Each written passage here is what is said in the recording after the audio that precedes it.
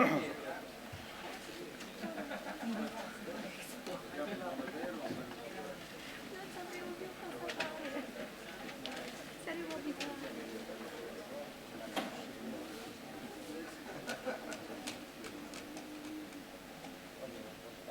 ma riconosco.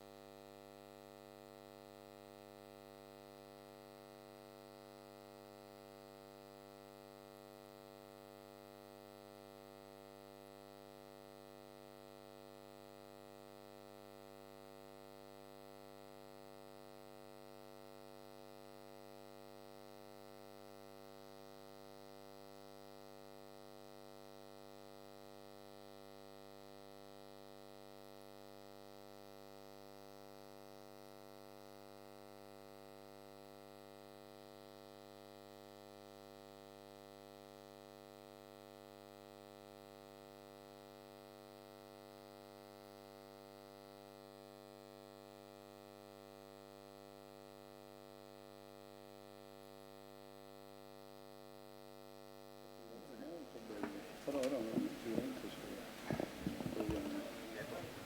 un lavoro veramente interessante.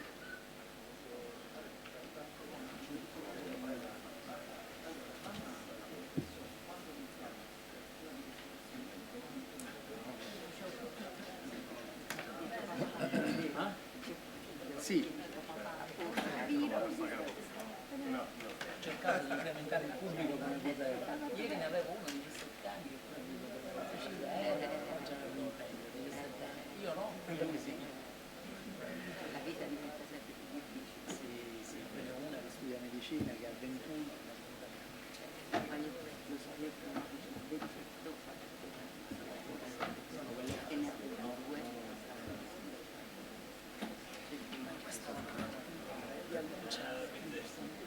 Due fasi. Un lavoro orgoglioso di seguire. Sì.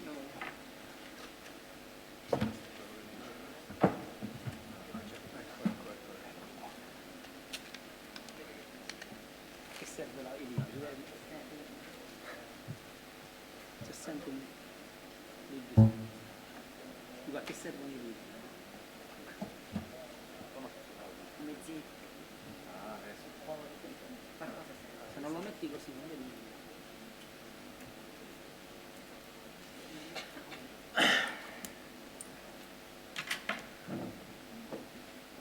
Questi architetti devono aspettare. L'architetto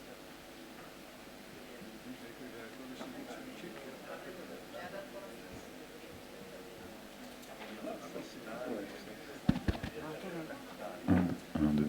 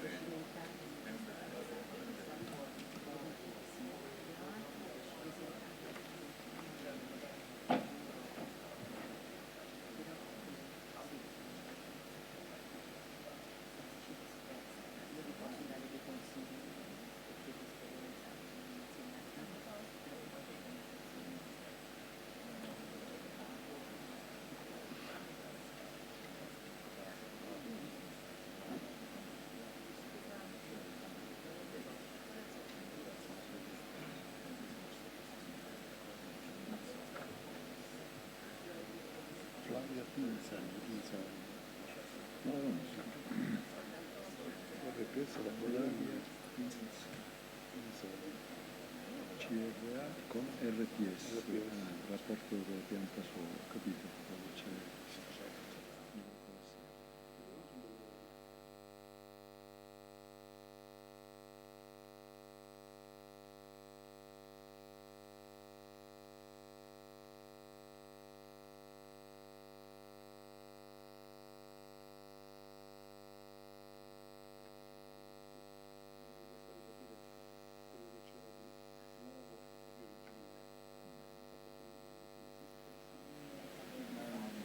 Appunto sono usciti fuori dei microrganismi che sicuramente vivono in ambiente termale.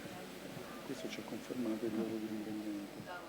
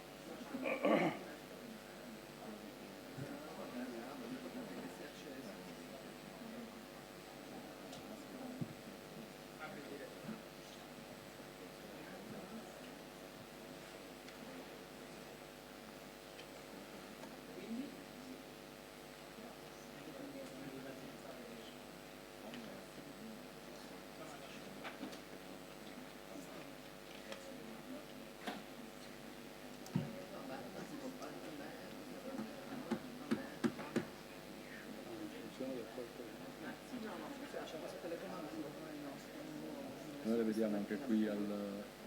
Si può vedere questo allo schermo? Comunque si manda avanti. Zero point. Sì, penso che questo sia anche un Ora. contatore.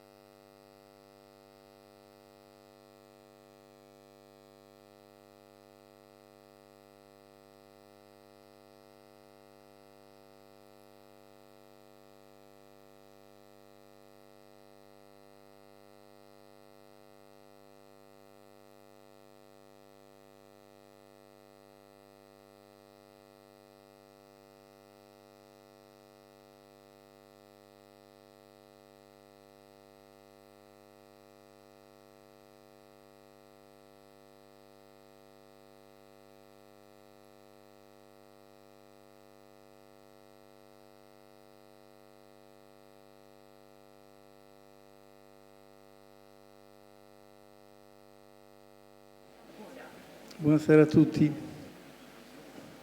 benvenuti a questo ennesimo appuntamento che la Regione di Sicilia sta organizzando nell'ambito delle settimane di protagonismo che ci vedono impegnati per un tour de force, devo dire, che comprende convegni, roadshow, B2B e quant'altro possa essere utile da un lato a far crescere la cultura nel nostro Paese, con riferimento anche a un tema importantissimo come quello di oggi, da un altro lato a dare l'opportunità alle nostre imprese all'interno di uno scenario straordinario come Expo di poter crescere e confrontarsi con i buyers di tutto il mondo.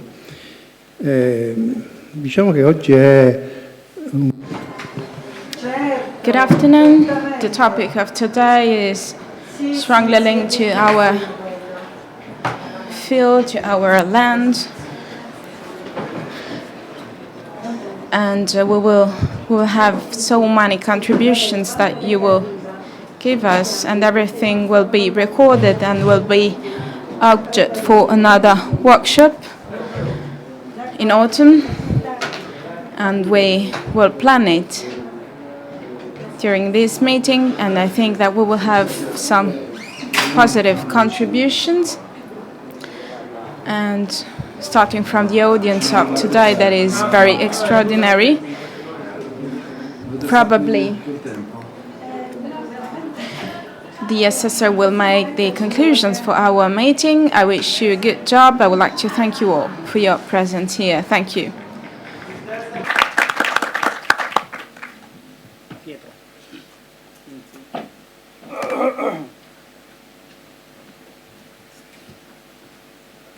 Rubo solo pochissimi minuti perché siamo già... Just a few minutes because we're a bit late and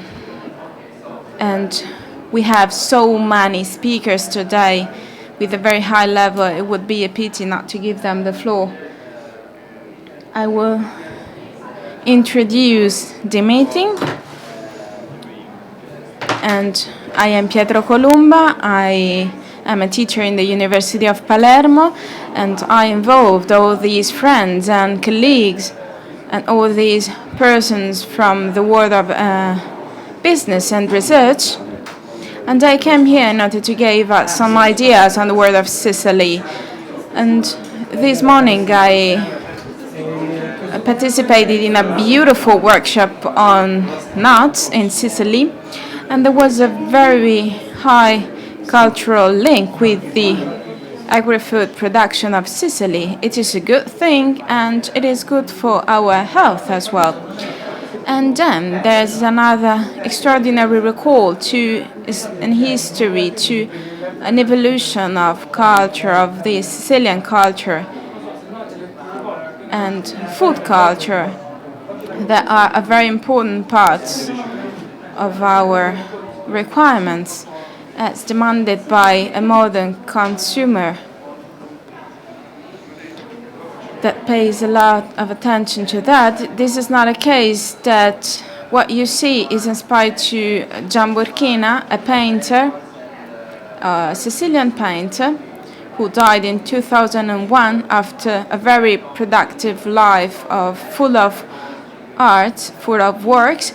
And he told the Sicilian land in an extraordinary way, in particular the agricultural land. So during this event, we will see some paintings of Gian Burchina representing the bread cycle. And the one you see here is one of the most famous arts, most famous works. And so our speakers will be very important, and they will follow the pictures that we will see related to the intervention that we will have on health and food. So this is our intervention for the cereal production in Sicily. There's a lot to do, a lot to say, in order to let these Sicilian aspects be efficient. So please enjoy this beautiful afternoon. So good job, good afternoon to you. Thank you for being here.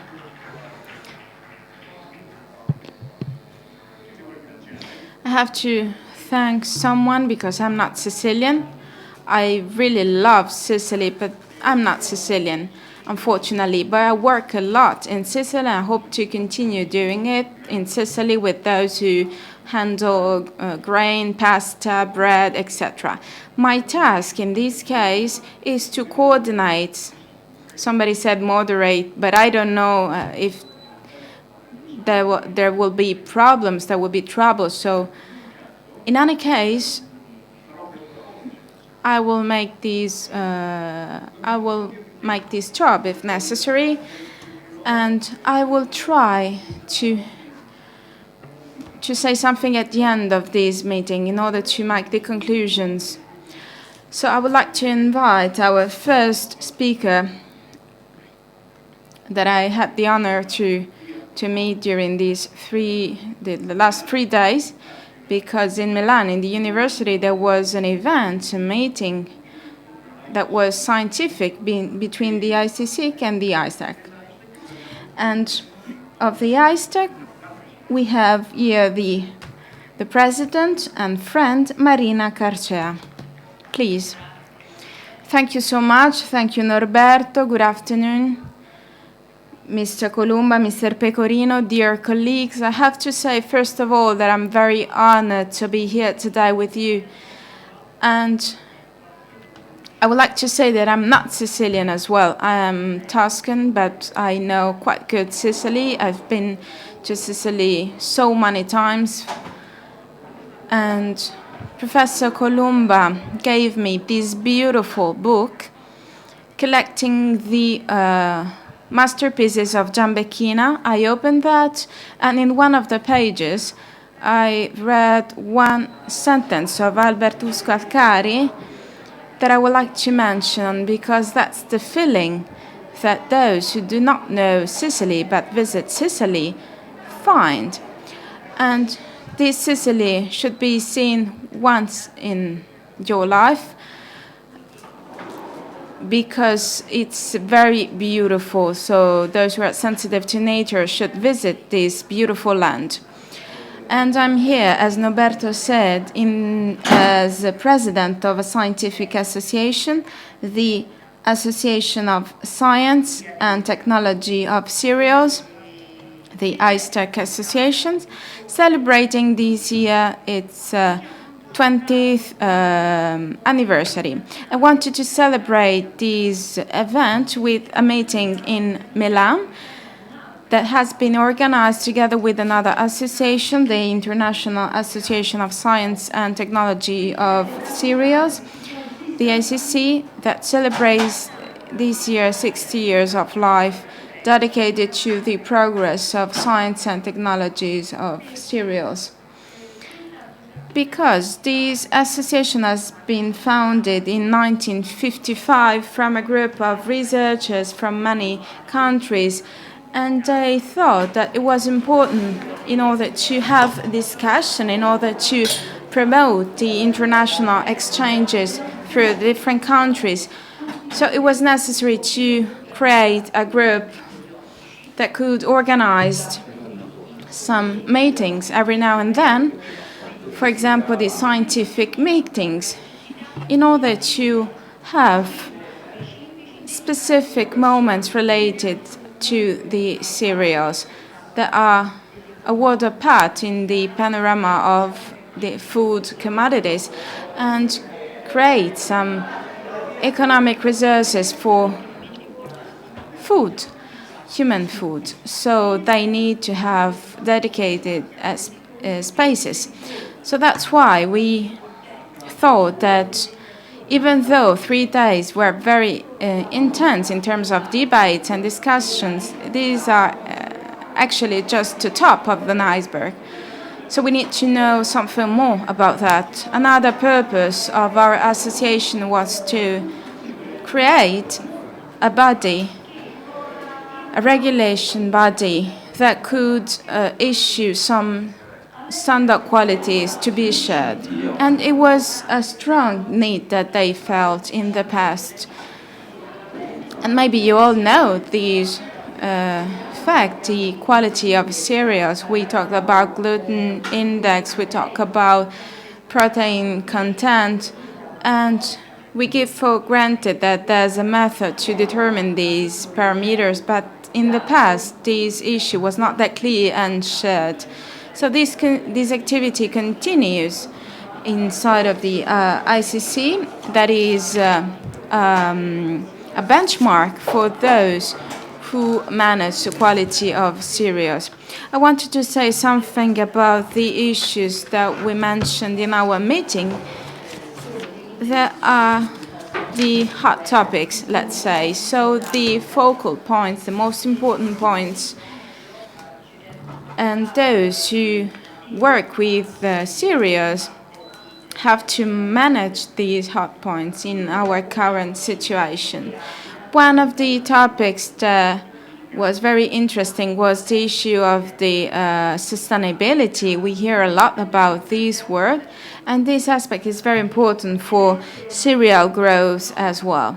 So we need to have an economic sustainability for those who produce, but as well for those who use these products. And it is fundamental. Here we can see the pictures of Giambecchina, and these fields are part of the territory, are part of our vision. So an environmental sustainability also, and ecological sustainability, and finally social sustainability. And these are very important aspects to take into account. The other aspect is one of biodiversity. The cereal growth needs to be connected to traditional cereals and grains that continue to have their own importance, but then it also we also have the importance of the modern grains and cereals in order to have a broader panorama of raw materials. We talked about quality. As you can understand, and as you know, this aspect has many phases. We talked about the health quality, that is very important, the problem of mycotoxins and pollutants, but we also mentioned technological quality. So, for example, as to the durum weight, the production for pasta and bread, it's very important. But as well as the nutritional quality, the presence of some components, the bioactive components that protect our health, that are present in cereals and are present in a different way.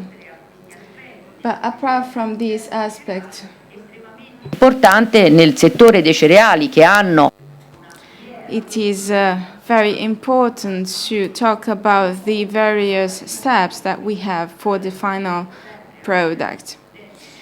I always say to our students that we do not eat grains, we just eat finished products. And this means that in order to preserve a good quality that we could find in our raw material, we need to take care of all the steps of the production chain, because what's in the raw material maybe will be in the finished product. These are the main subjects that we introduced, and there is still something to do. We have many doubts, many things to be discussed, many speakers will talk about that this afternoon, so it will be a very interesting afternoon. And I would like you I would invite you to follow on the internet these two associations, the ISTEC and the other one that I've mentioned before, because one of our tasks is to organize some meetings of study and some conferences through the operators of the sector and the researchers and those who managed this topic, let's say the stakeholders, in order to use a term that we all know. So every stakeholder, because cereal growth needs to move on, needs to continue growing in the best way possible. So I'd like to thank once again the organizers for this meeting, and I will hear your intervention. We have an important occasion today. Now, I've always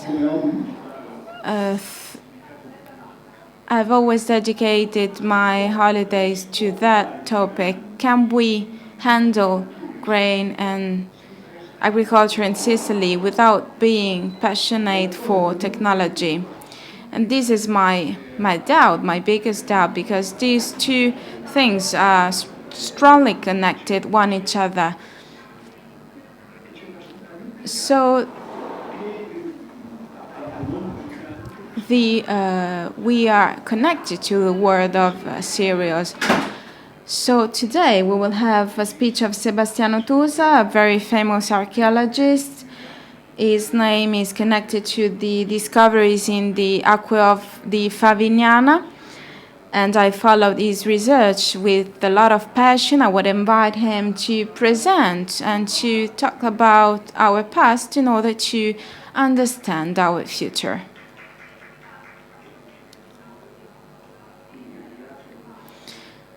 Thank you so much for this introduction, beautiful introduction. I have the difficult task, and I'm an outsider in this beautiful meeting.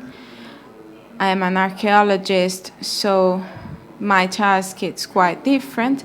So I have the difficult task to explain, which is the background of what we are saying today. So the history of cereal growth and the history in Sicily through the archaeological discoveries and what we can understand through these discoveries. You all know that this topic was born during the Neolithic Revolution, thanks to Gordon Childe, an Australian archaeologist who used this concept by using the term of revolution. That is quite good because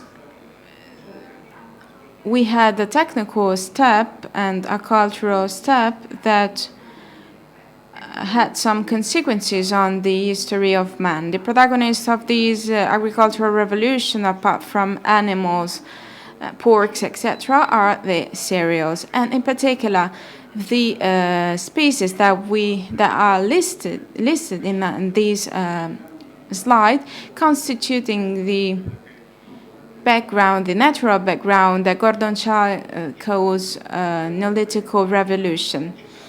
And also other people talked about that by discovering in this area that unfortunately today is not accessible. And in the past it was possible to make some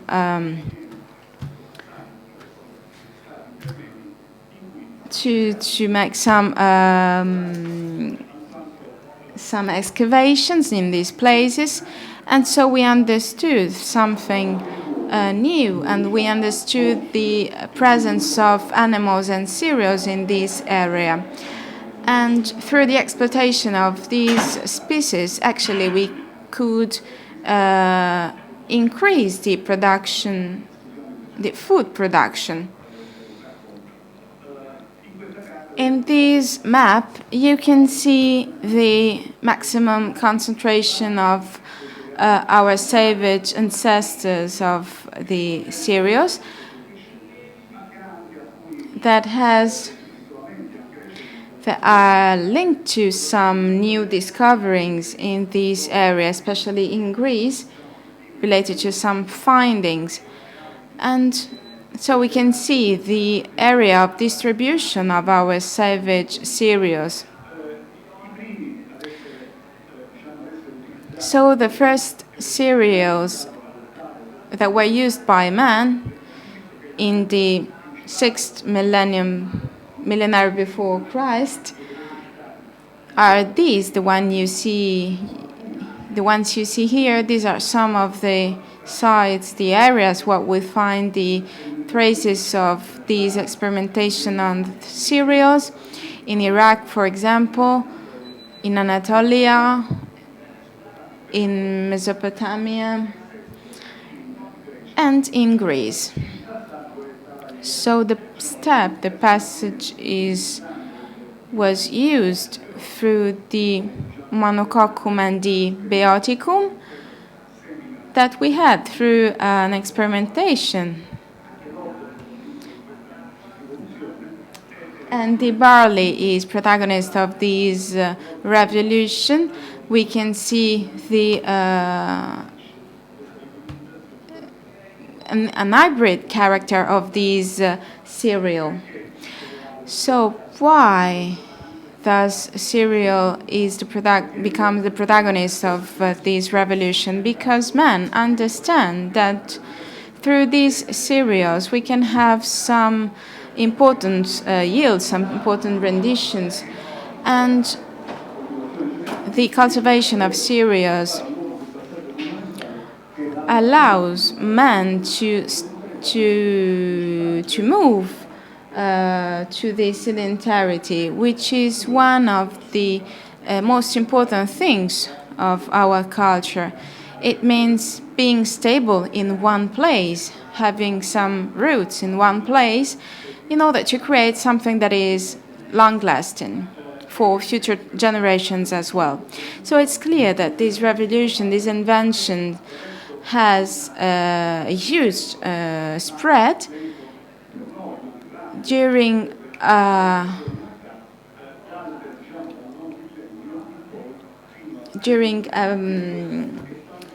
an expansion of agriculture from the 9th millenary to the 6th millenary. And we will see something about this period. So these are the main cases related to the Mediterranean area on the basis of the study that we had in the 80s. So we have the cultivation of diploid and tetraploid wheat, and then we move from the Dicoccum to the Turgidum and the Durum.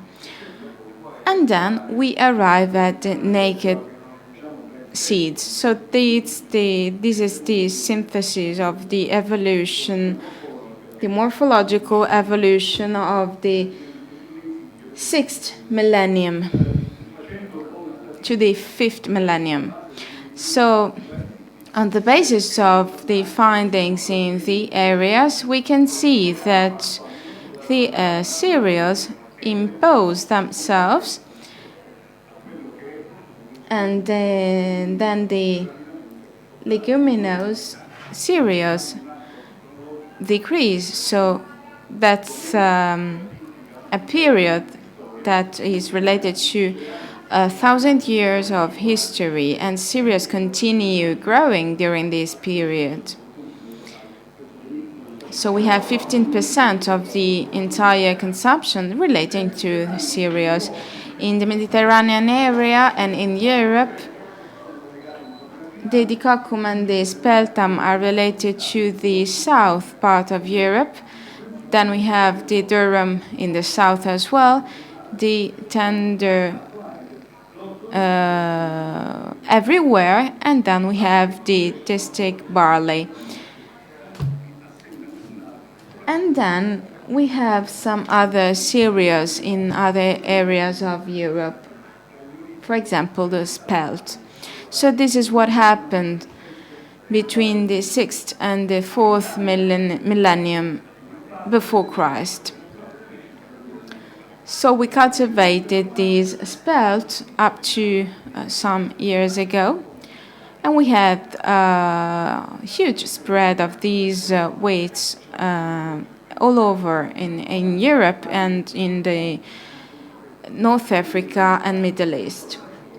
So when we move to prehistory to the history, we find some rests in the areas, and we found some written sources that we still have. So let's talk about Sicily.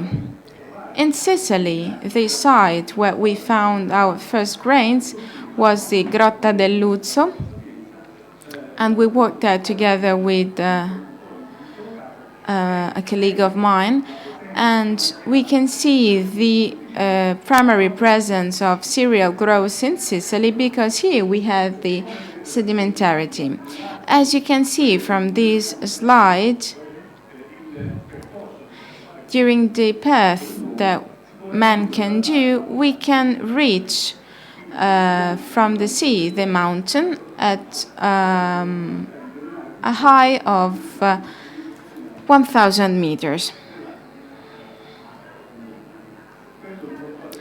And so this brought those people to be sedentary and to be more stable, and to use those cereals coming from the east. So they knew how to exploit these cereals. And in Grotta dell'Uzzo, we found a passage from the Mesolitico to the Neolitico as to the production of cereals through a series of works that you see in this slide. And we can see the presence of wheat as a decoration as well. As you can see in the central slide, the first ceramics decorated have this decoration that seems to be wheat. And it's fundamental for the first ceramics produced by man in Sicily. So we collected money data, and we made a research that was quite strict based on the cooperation with colleagues from other contexts, and rebuild the climate change during those periods. We can see the periods in the slide. So at the beginning the temperature was quite low. Then we are at the end of the glacial area. The climate becomes dry, and so we move to the Mediterranean climate that exploits pistachios, for example. And the sea is fundamental because the products of sea are very important for our nutrition.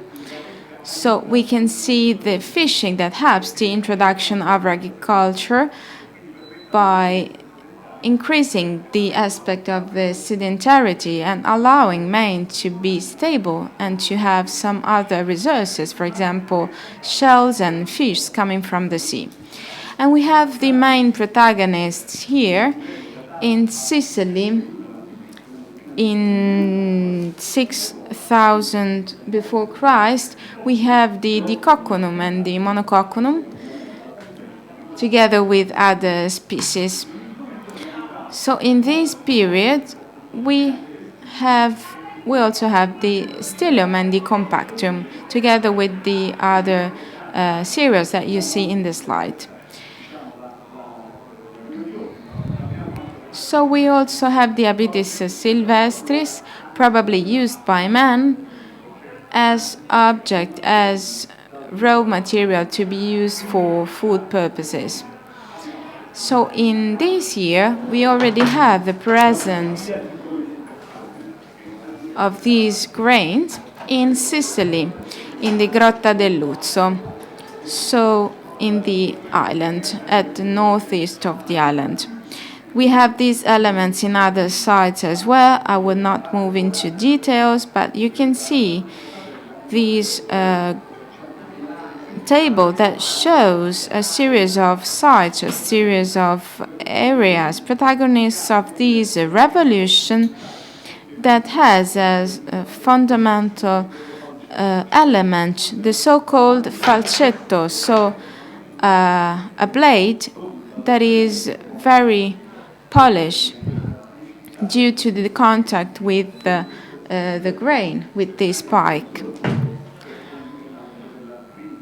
of wheat, and it was used at the beginning of cereal growth. So we can see in the south of Italy a huge quantity of cereals, and here again we have a great variability of cereals, and this is an important thing. And we will mention that, and the Chilis will mention that during this meeting, because starting from the prehistory, we have variability in the use of grains.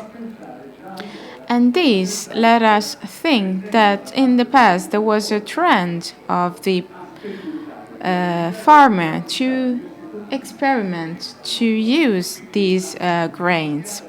So there's a first trend, especially in Puglia and Sicily in Italy, to experiment these adaptation of these species to the types of ground.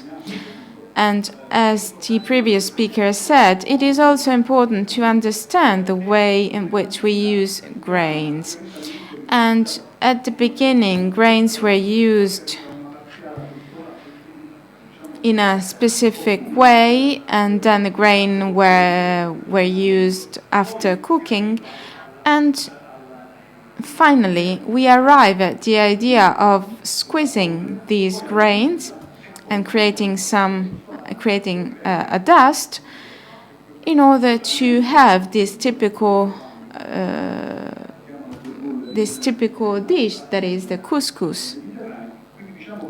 So these are the main types of use and processing of grains that we can see in the Mediterranean area in Europe. We also have a typical kind of semolino, and then we arrive at the production of bread. In Pompeii we find some real bread, but it's clear that the most diffused bread was the pane carasau, typical of the Sicilian region. So let's go back to Sicily.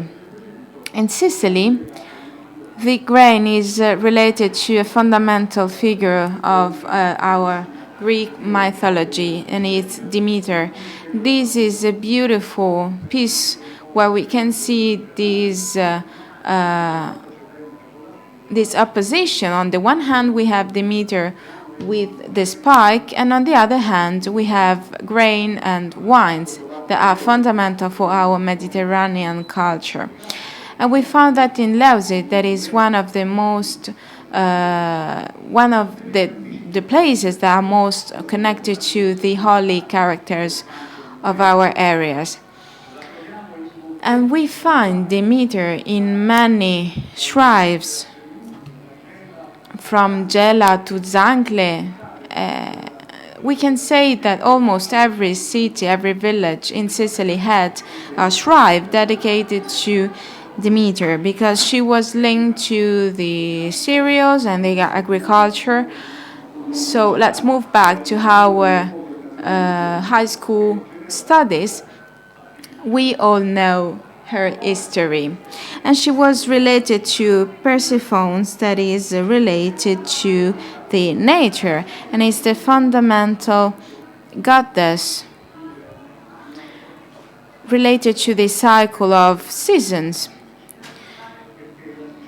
And in Sicily, we have a huge presence of these two goddesses, because Sicily is strongly connected to the agriculture. So this is not a case. And the myth of Persephone and Demeter is very used in Sicily.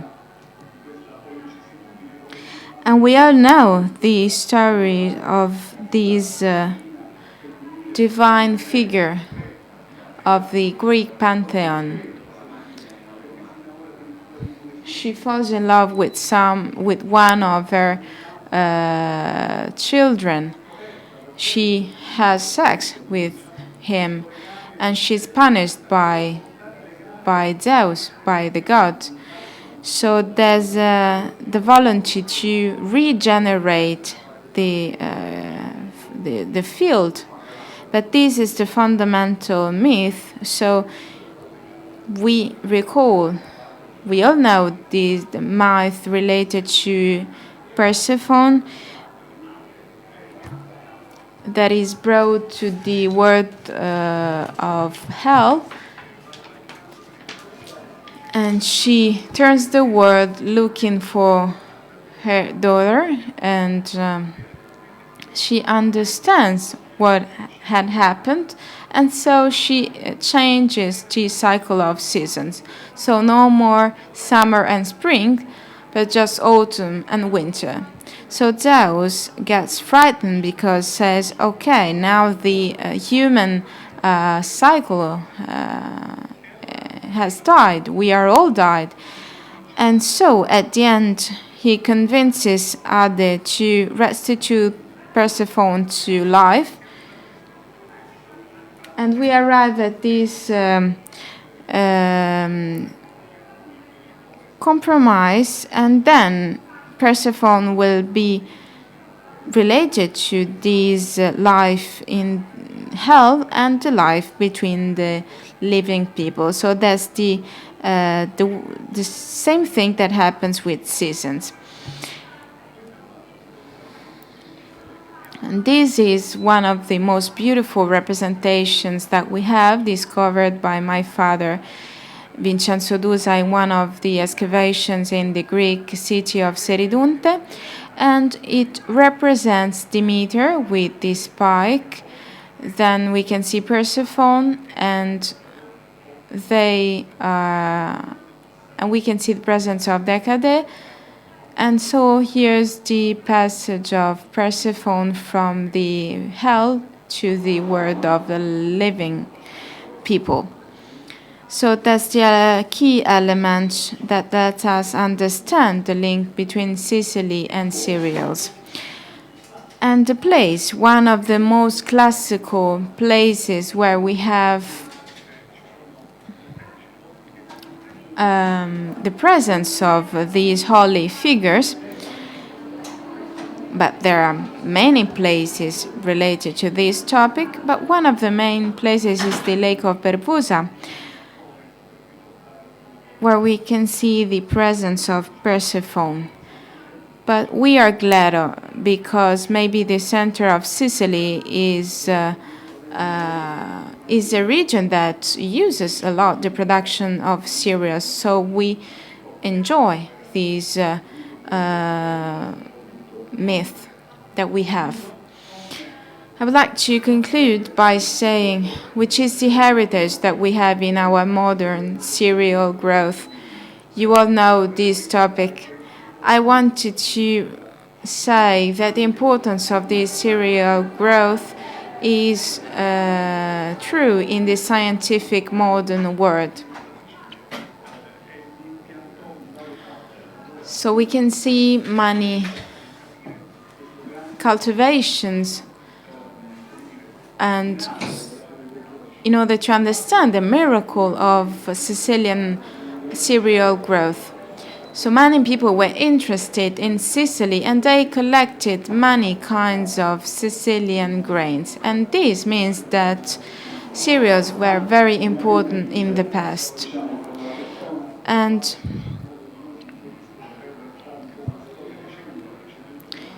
one of the most important figures in our history is Ugo de Chillis, who talks about the huge number of varieties that we have in Sicily.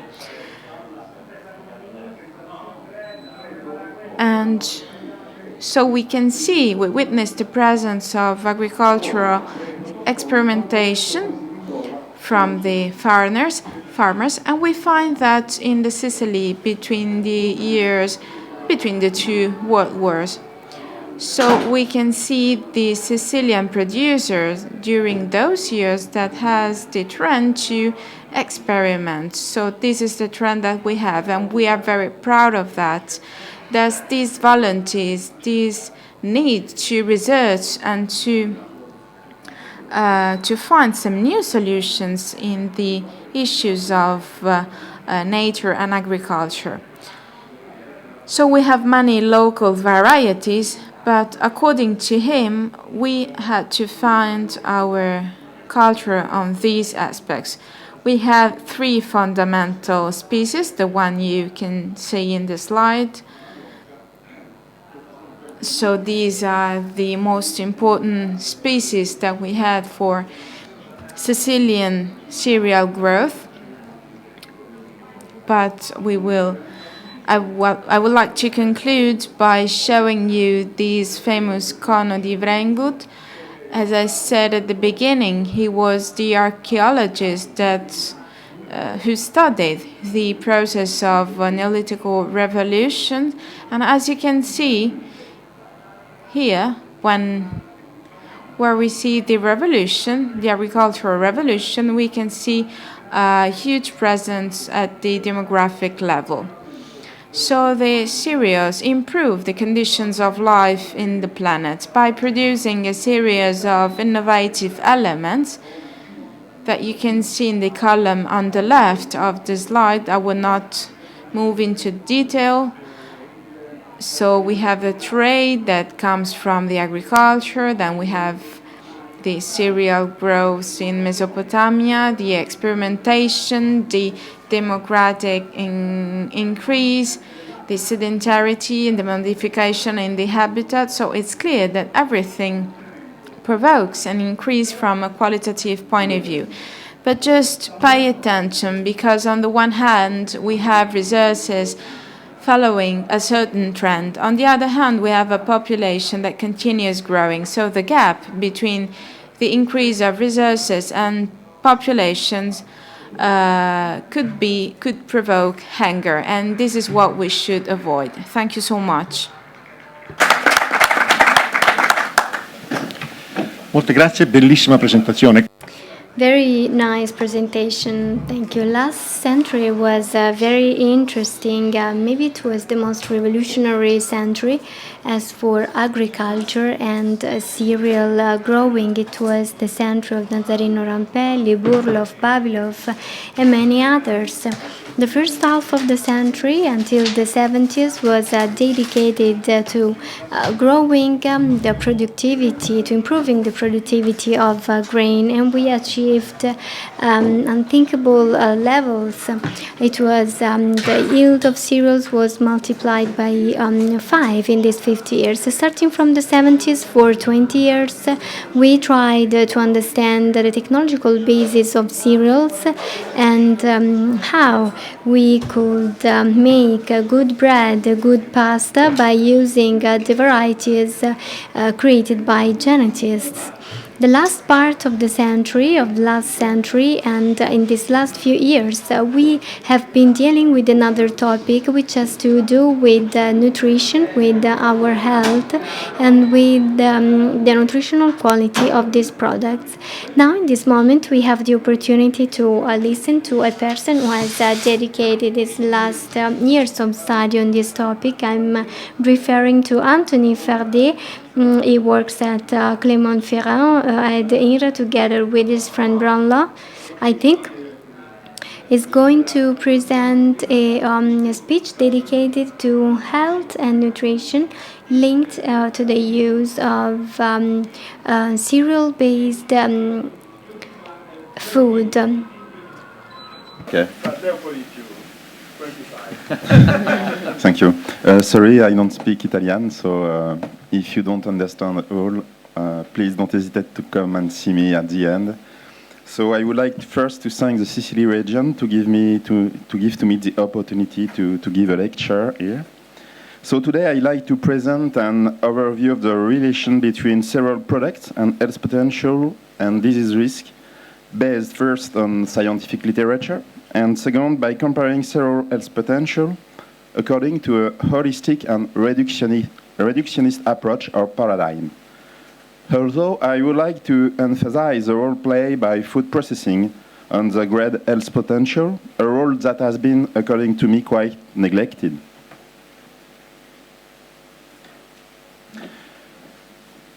Before presenting the association between grain products and disease risk, I think it is important to recall what is the food health potential, because we are generally used to define it as a nutrient composition only. But this is a rather reductive view, especially for cereal products. Today we have sufficient scientific data to consider that the food structure is a strong determinant of the food health potential.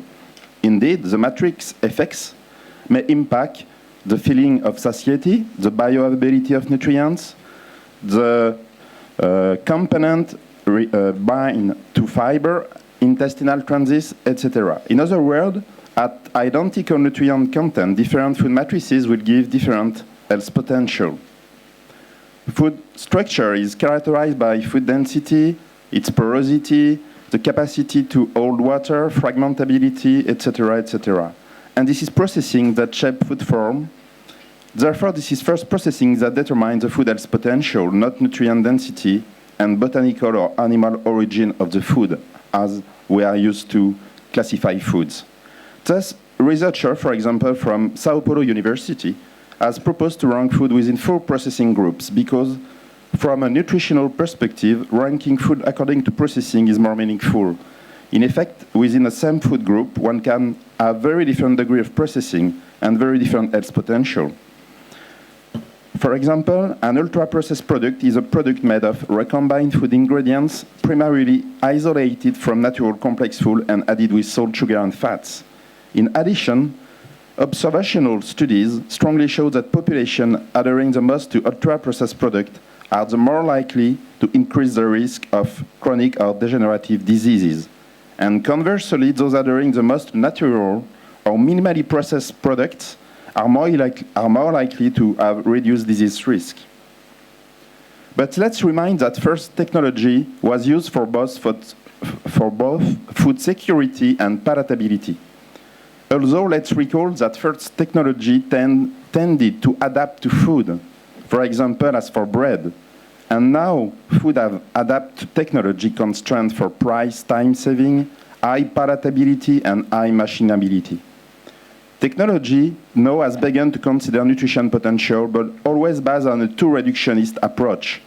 For example, addition of fiber to food products, of vitamins, of bran fraction, such as in functional food, nutraceutical. Obviously, this is lucrative for agro-food industry, but not really for public health, as obesity and diabetic epidemics continue to increase. But it is true that for technologies, combining both healthy, tasty, and secure food is a challenge.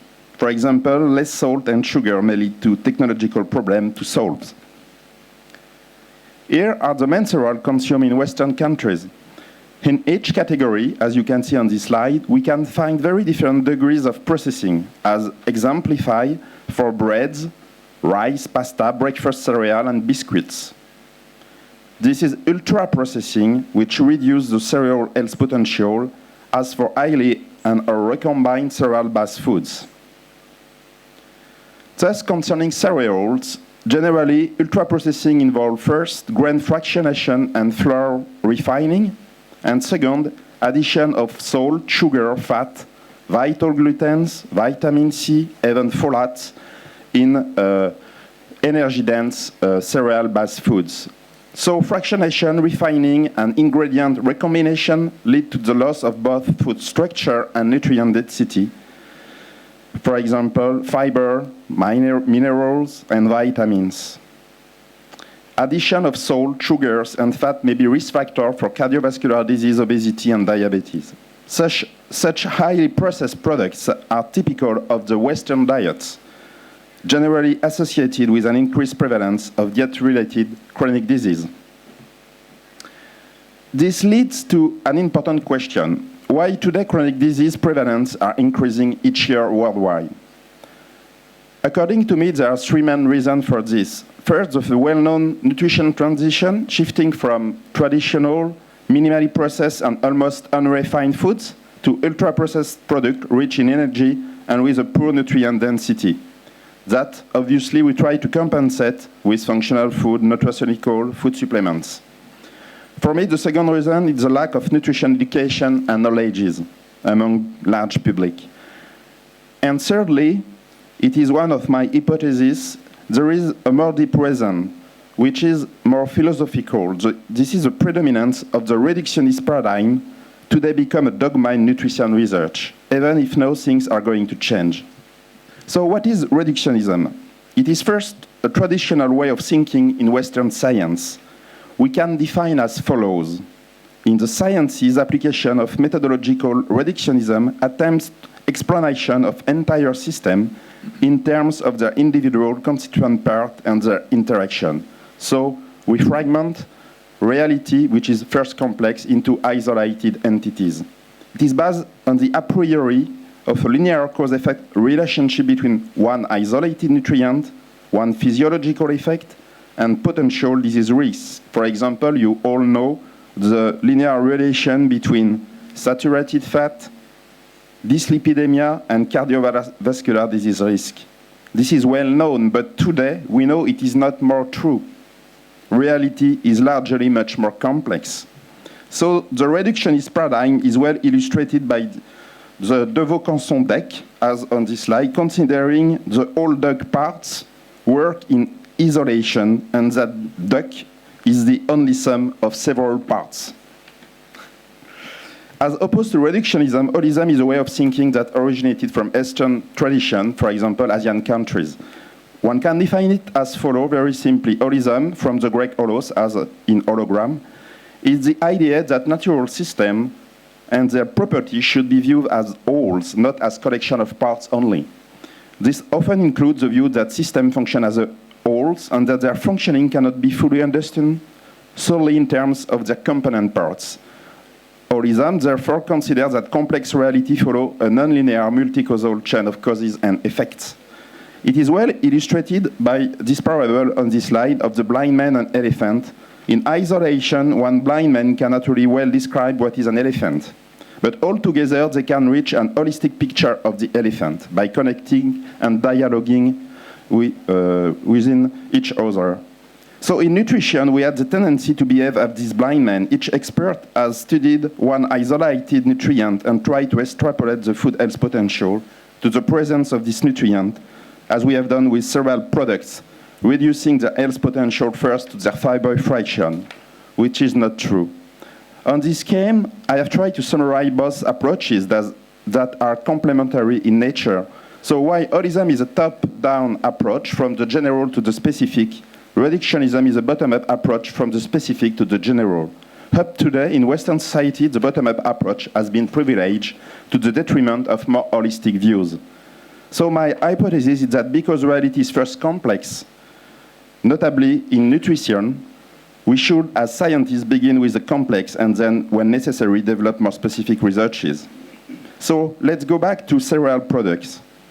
For example, the application of the reductionist paradigm to researches led up during the 20th century has led first to select or breed cereal variety for specific or single character. So to the reduction of cereal species, to fractionate and refine cereal grain too drastically, to isolate cereal ingredients for supposed additional health benefit not really reflected in growing epidemics of obesity and diabetes, and to add salt, sugar, and fat to tasteless products. This is particularly true for bread. On the contrary, the application of an holistic paradigm will lead to reconsider the important role of the food structure and its physicochemical characteristic, to therefore apply less drastic process to grain products, not to reduce cereal health potential to only a few nutrients, to consider the important role of fiber co-passenger, such as antioxidant, polyphenol, delivered to the kernel, and to consider the whole food package of phytochemicals for synergic action in the body, rather than associating a compound with only one physiological effect. It is only to see how complex is a wheat grain, with different layers involving each heterogeneous distribution of protective phytochemicals. Based on literature, I have calculated that all grain is around 15% fiber and bioactive compound by weight, which is huge, and bran more than 50%, and germ fraction more than 24%. In wheat grain, several compounds may therefore fulfill one physiological function, and one compound may have several physiological functions. For example, there are more than 34 antioxidants in cereal products with potential antioxidant activity. This is also true for anti-inflammatory or anti-carcinogenic compounds. And on the contrary, fiber may play a role in several functions as in intestinal transit, satiety feeling, glycemic response, short chain fatty acid production, or microflora health. Therefore, based on a holistic picture of the grain, with grain product, one should always refer to multifunctionality. Let's go now to the last part of this lecture, which concerns the association between grain product and diet-related chronic disease prevalence or risk. The results I will present now are based on an exhaustive reviewing of scientific literature linking 70 food groups with 10 main chronic diseases potentially related to an unbalanced diet. Here are the 10 diseases which can be related to an unbalanced diet. Based on empirical data, we were able to reconstruct the interconnectedness between the 10 diseases, showing that obesity and diabetes are onset disease, cardiovascular disease, cancer, muscle loss, and skeletal disease are endpoint disease, and chronic hepatic, renal, digestive, and mental disease are turntable disease. That is, diseases that used to be both risk factor for other disease and the effect of other disease. On this radar plot, you can see the association between food group and these 10 diseases taken together with whole grain cereal at the bottom of the slide. So in green, you have the number in percentage of paper, scientific paper, revealing a protective effect. In dotted orange line, a neutral effect, or absence of association with the disease, and in dotted red line, a deleterious effect. That is an increased risk. So concerning grain products, study revealed that whole grain cereal, even legumes, pulse, and nuts and seeds are first protective for around 2/3 of the studies.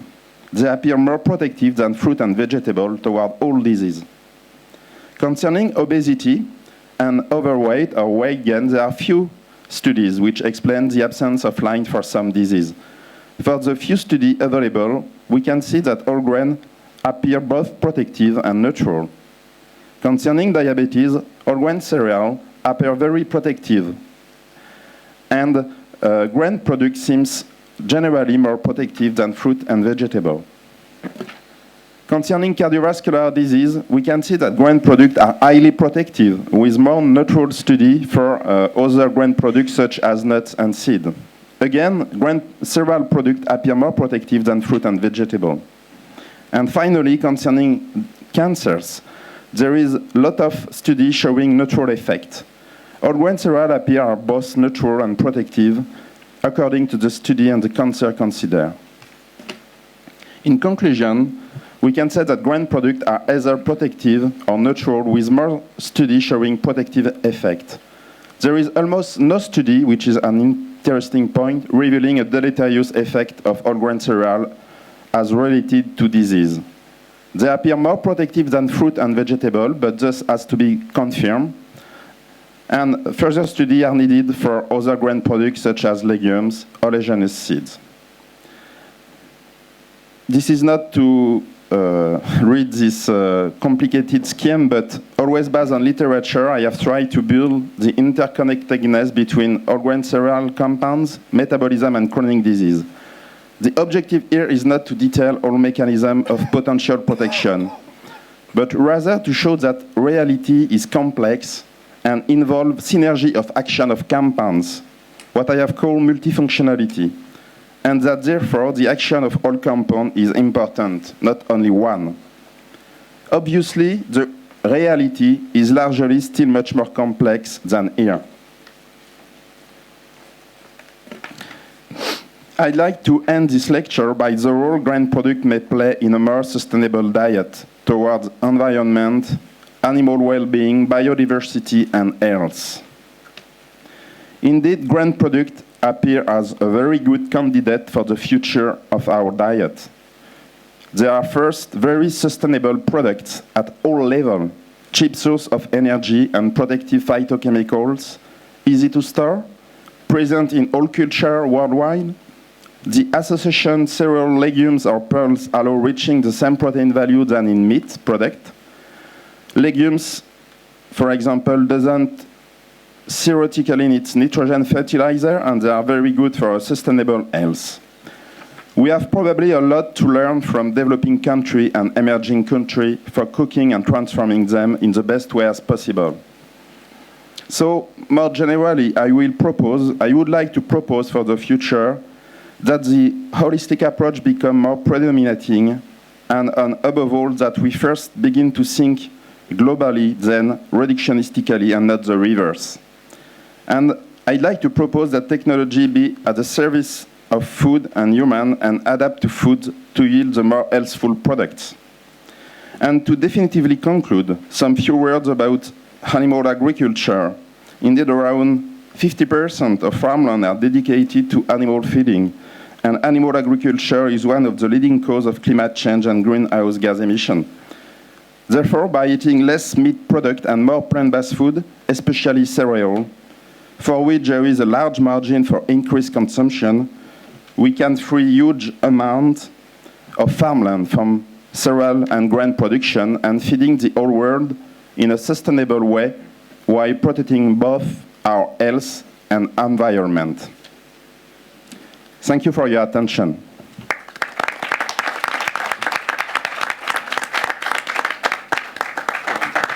I thank Anthony for your presentation.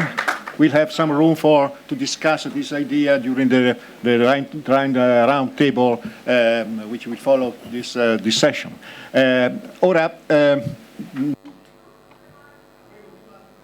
Now we have another two presentations which represent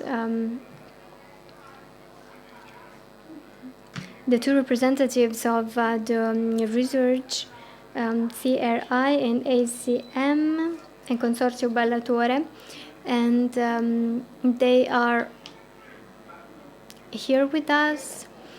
The third pole, the university pole, will be part of the round table. So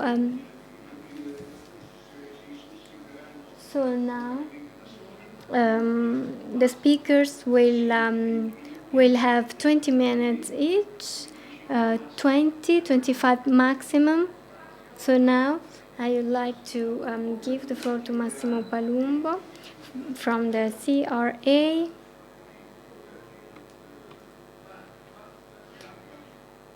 Who's going to talk about bread, pasta, and beer.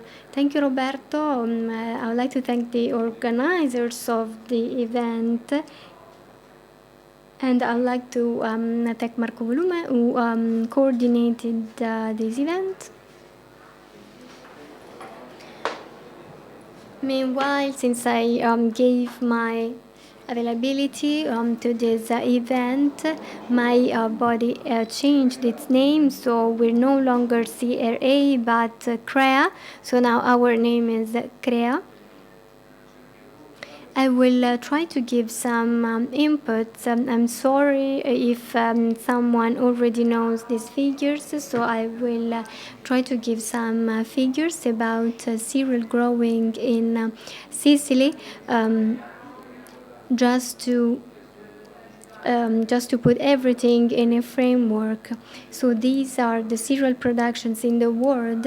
Wheat, even if the surface is the most extended all over the world, together with rice and corn, contributes to feed the whole planet.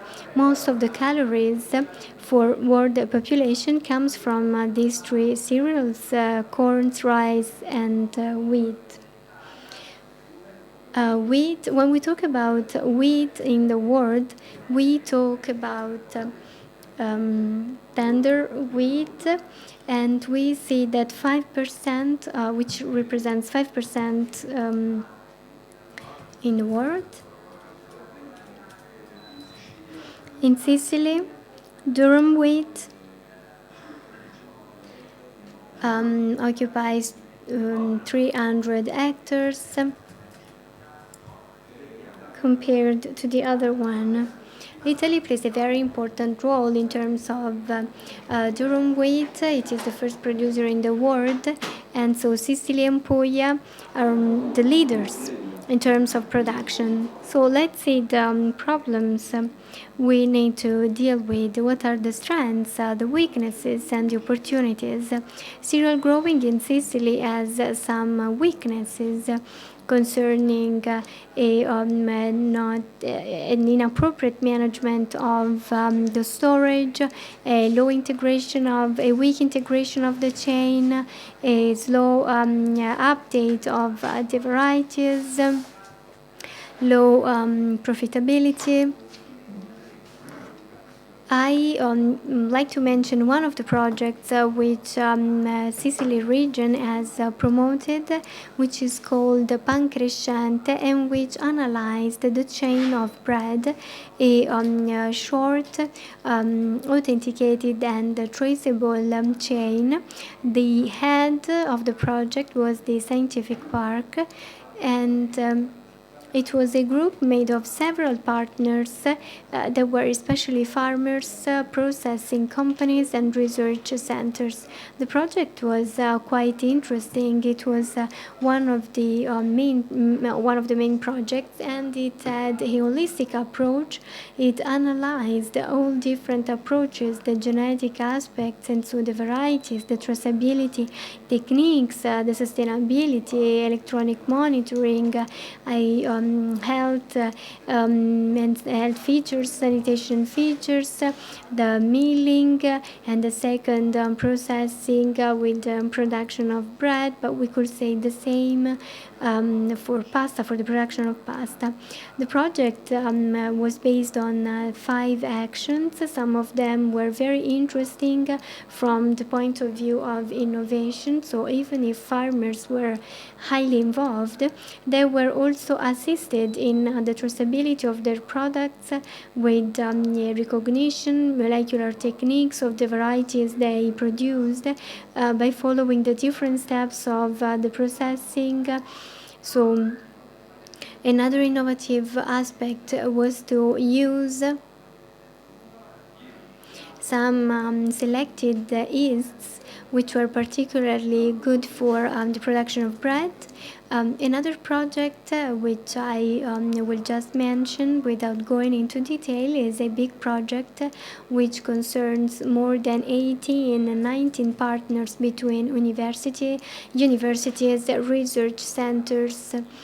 In this project, in this slide, we talk about many research lines. I tried to summarize the main of them in some titles, and my colleague spoke about biogenetics, eco-sustainability, promotion of and development of chains. The different research centers which are going to be part of the roundtable today are interested in all these matters, and they are all intertwined, because we cannot talk about new varieties without talking about agronomic techniques to cultivate them, the climate changes they have to adjust, the quality they have to have, the yield they have to ensure farmers, the quality that needs to be ensured to processing industry and consumers. So all aspects are intertwined, and for a genetist it is quite difficult to work, because he has to meet all needs. He must not only analyze quality, but also technology and all the other aspects. And for this reason, it is an extremely passionate and exciting work, in which we always feel at the beginning. But unfortunately, we are not at the beginning, because some millennia ago we started, and we're talking only about 1 century. Professor Dusa spoke about several millennia, but let's see important aspects concerning, first of all, yields. These are the yields in Italy since 1925, 26 to 2000.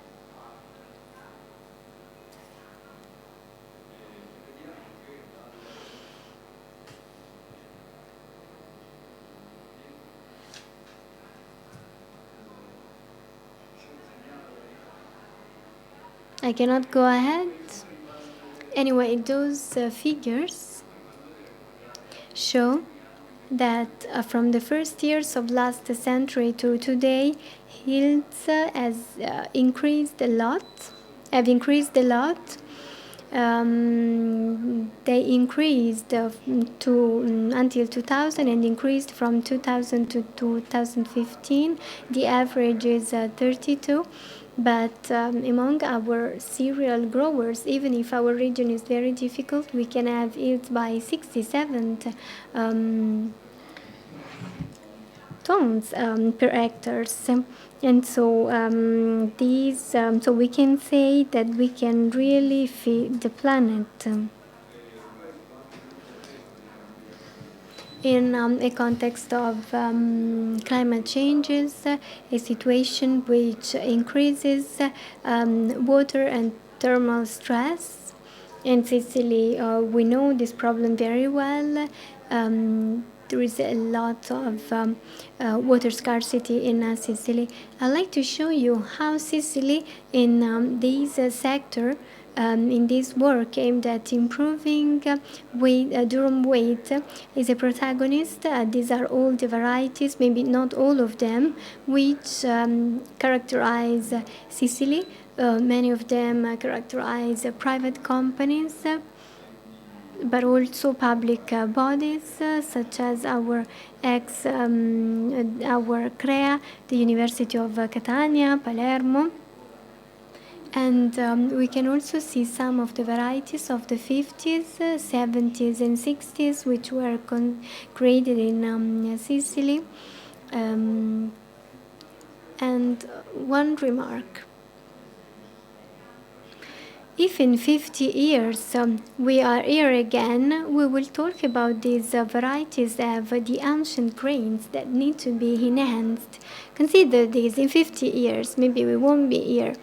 Anyway, these will be positive features that need to be recovered and enhanced, and many other features will already be eliminated and improved. So on the basis of the new knowledge, molecular knowledge, genetic knowledge, and the needs of the consumers, everything will be changed. So there will be a huge technological innovation on the basis of the stakeholders who are going to request many other things. Among the research lines, we deal with the detection, the characterization, enhancement of the varieties. Here we can see more than 40 Sicilian population of durum wheat in Sicily, which have been recovered by several research centers and which are being very successful. So Sicily has a great heritage of biodiversity.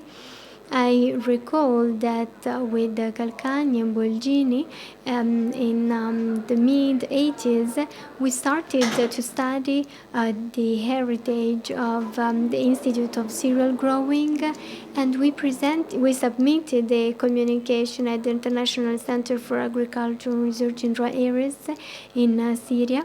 And we spoke about the importance of this biodiversity and the use we can make of it to improve genetics and to use them.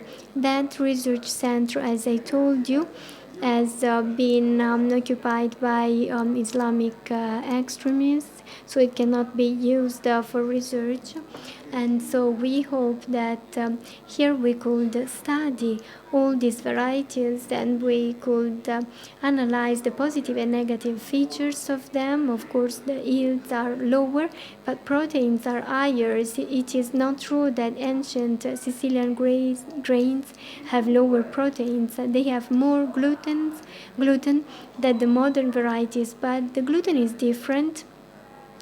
Scientific data show an index of gluten which is lower. You can see on the right we have the modern varieties, and on the left 12 ancient Sicilian population. There is a W which indicates a lower level of gluten.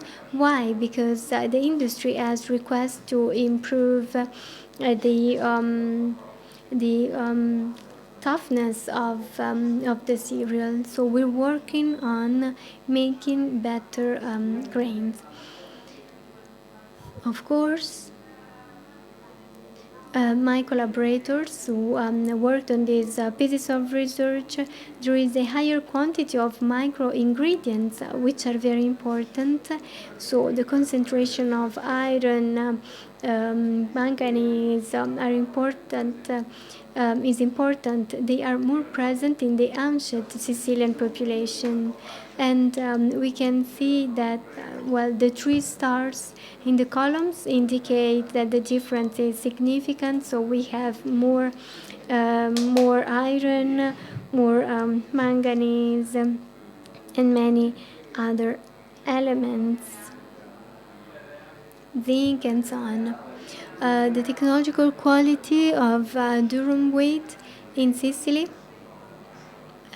doesn't concern only pasta but also bread. I will skip these slides. Many pieces of research have been carried out on the durum wheat bread making quality, but the quality is not only the quality concerns many aspects. Many studies have been carried out on the gluten sensitivity, the nutritional properties of functional ingredients, of whole grain, of fibers, the content in micronutrients, and the absence of mycotoxins and other hazardous substances.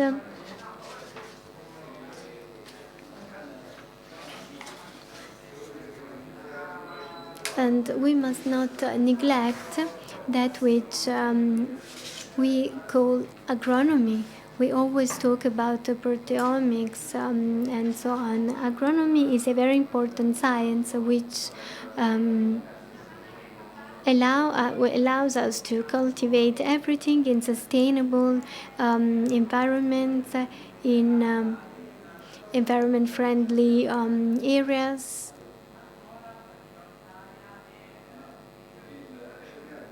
Cereals in Sicily are many. We must say that in Sicily not only durum wheat can be produced, there are many varieties that can be grown. Barley, for example, grows everywhere. It is very rustic, it is very productive, adjustable, and it is multifunctional because it can be grown as fodder, and we have carried out many pieces of research to produce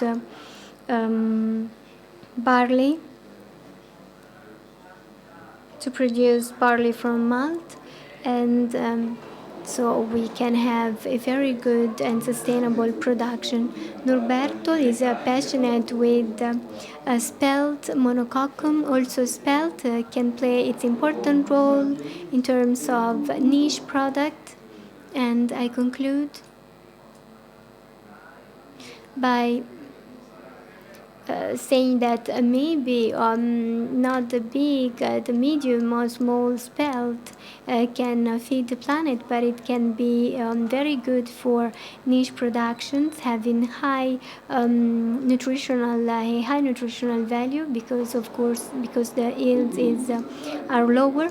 And I conclude with this slide, which could be written by and said by Catalano, a friend of Renzo Arbore. So I conclude with this slide by saying that I visited all the pavilions and the stands of Expo just like a kid, Yesterday I was playing in the pavilion, in the German pavilion, and I was very passionate. There is a lot of communication here, so with very small sentences because we must not forget that in order to feed the planet we need a lot of food. So the nutritional aspects are important, but first of all we must fill the gap between resources and population. The 9 billion people that we will be in 2050. So we must have production and high yields because we must help farmers who are the first part of the chain. So we must produce healthy food, nutritional food, and Sicily in this with its cereals can play its role. We must never surrender, we must keep working hard, and we must keep playing together, collaborating together, universities, research centers, and industry. Thank you for your attention.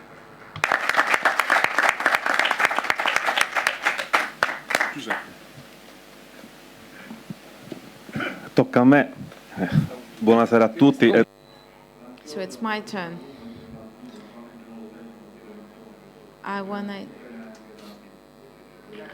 was just talk for a few minutes. I will try to be short. I have a presentation.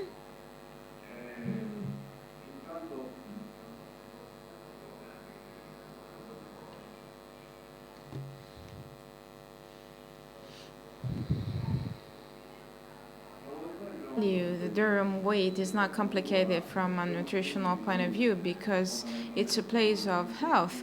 As the expert says, it's good for energy and quality. And we all agree that in our food, 50% of calories must come from food like bread and pasta. So it's necessary for our health. It's not true that we should eliminate bread and pasta in order to have a beautiful body. So that's not true. And it's good for our health. It has polyphenols and other nutritional aspects that are parts of our food fiber that are important when they act in a combined way.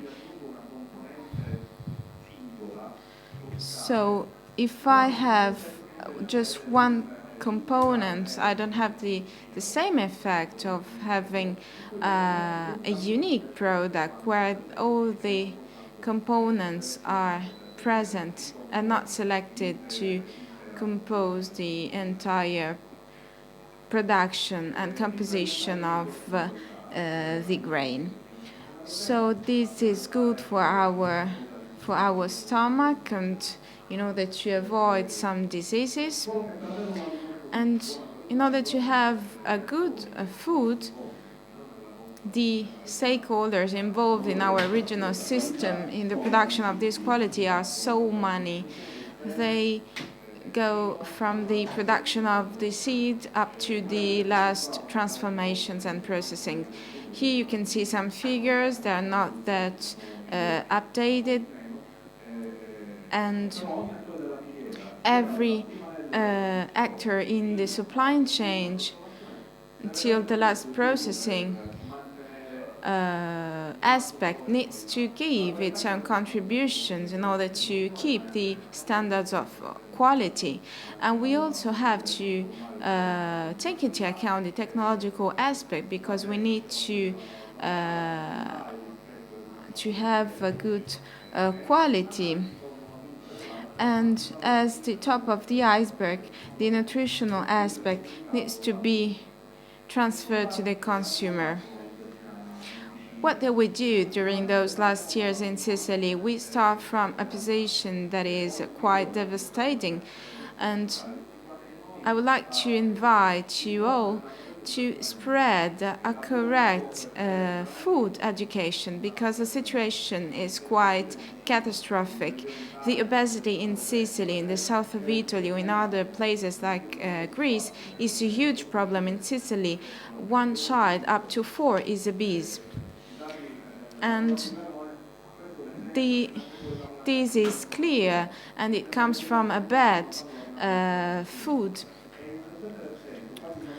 And 17% of children use these nutritions in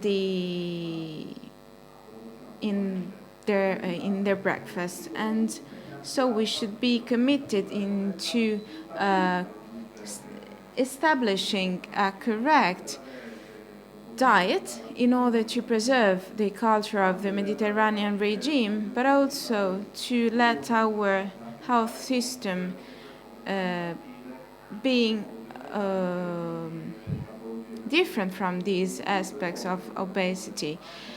A child that today is obese will be obese in the future as well.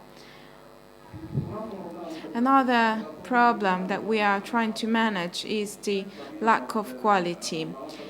Often we have some information that are not connected to scientific aspects, and this is a very negative datum.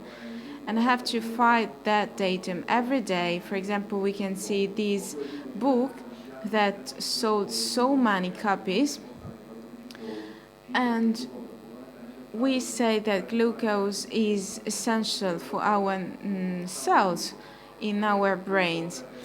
And so these information are massive and penetrate through the social networks. And so our role is to avoid this spread of information and using some correct information.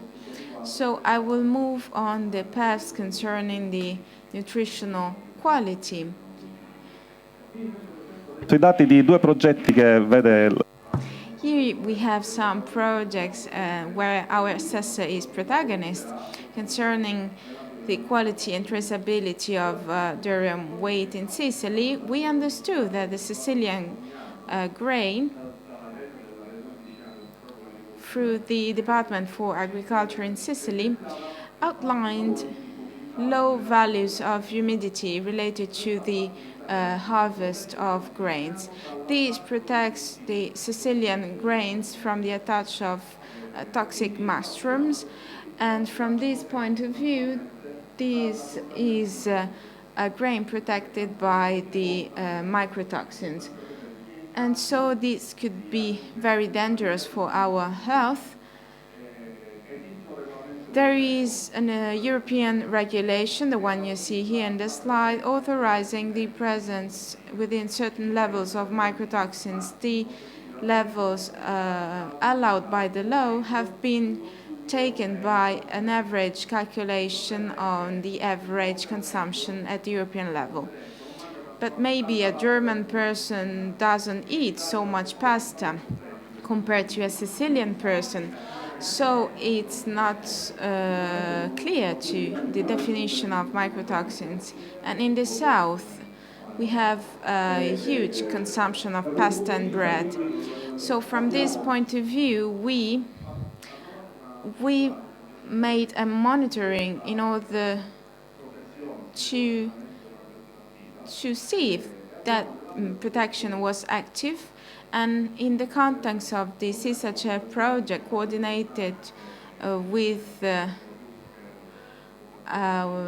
association that you see in the slide, we monitored the grain during a period of 18 months in Sicily, and we tried to discover the presence of these mycotoxins in the grains. And so we're talking about the emerging mycotoxins as well. So not just the ones mentioned in the European regulation. We expected to have a double analysis, 2 kinds of methods, and a system of scientific credit supported by an international network of the BPA circle. And we had many samples, and we found just 10 positive samples. So these are some data that are opposite to the monitoring that we made at the national level on lots that are collected in the north of Italy. So here, for example, there's a picture of the Salvagente newspaper, and we found in a famous pasta some risky levels for children. And here there's a picture of a brochure in a meeting in Bergamo. So in the north of Italy, the high humidity exposes children and people to this contamination. And through this added value, we thought about transferring it into the finished product, and we introduced a pasta within the domain, the context of another project. So we created a pasta, the pasta X, this is the name of this particular pasta, and we can see the label, and the label says that there's the presence of the Sicilian grain. So there's the protection of the Sicilian grain from the contamination of mycotoxins. Io mi fermerei qui perché non vorrei andare oltre, vorrei soltanto... So I would finish here. I just wanted to say something else, but I would like to hear the voices of the attendees of today. So the gluten sensitivity or wheat sensitivity, according to last expressions used, is a problem affecting 5 to up to 7% of the population. So it is important to study the ancient grains, but we do not have to oppose them to the modern grains that we have today, because our current data do not allow us to make such a thing. We should take into account the supply chain of the ancient grains and the richness of the biodiversity from a genetical point of view, with the richness of the microelements, the effect of the level of iron that is quite high. And the expert in nutrition have some troubles in order to detect the correct level of iron in our blood. So we are working on the gluten sensitivity. I would invite you to speak the same language. And we have to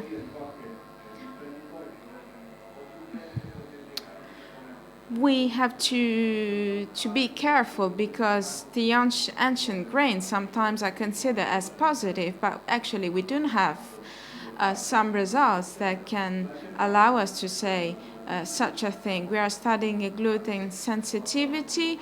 The professor here is working with this department, and some researchers are related to these activities. We are working on this topic. We will do that, and we will continue growing. Thank you so much. Carissimo, sei stato veramente il più sintetico in assoluto. Perfect. You were completely on time. So I have the task of finishing our discussion, of concluding our discussion. I think that today's meeting was a link, a continuous link between past and future, and I will tell you why. You said that Sicily has been a place where there's been a huge agricultural experimentation. And we have the archaeological evidences of this fact. I question myself, and then I tell you why. Why do we have the presence of monococcum in Sicily? Now we have the evidence in the Grotta del Luzzo. We have evidence of this grain. And it's interesting to see, to notice the use of this grain for a simple reason. related to the matter of intolerances, the matters of content of a series of nutritional aspects that are very good. And this is a topic that has been developed by our French colleague, who said that maybe Hippocrates was right when he said, let food be your medicine, and let medicine be your food. And actually, we find in this modern research the attempt to live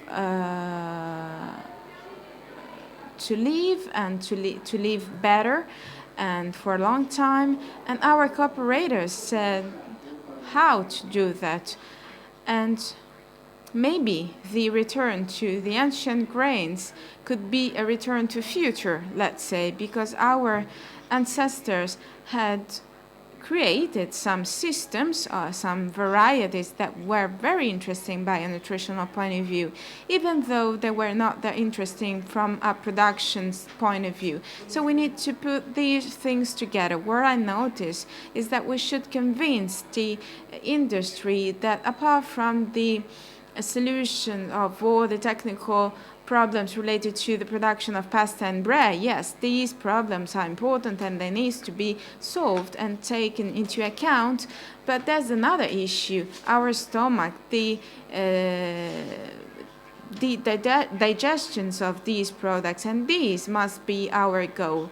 And I think that this message was being considered in a very good way. So we need to pay attention to the ancient grains, not to come back to the past, but to have these positive results. And we saw, for example, some positive aspects, the low content of gluten, for example,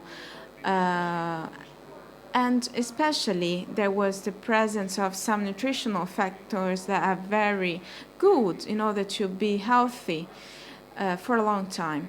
So that's what I wanted to say.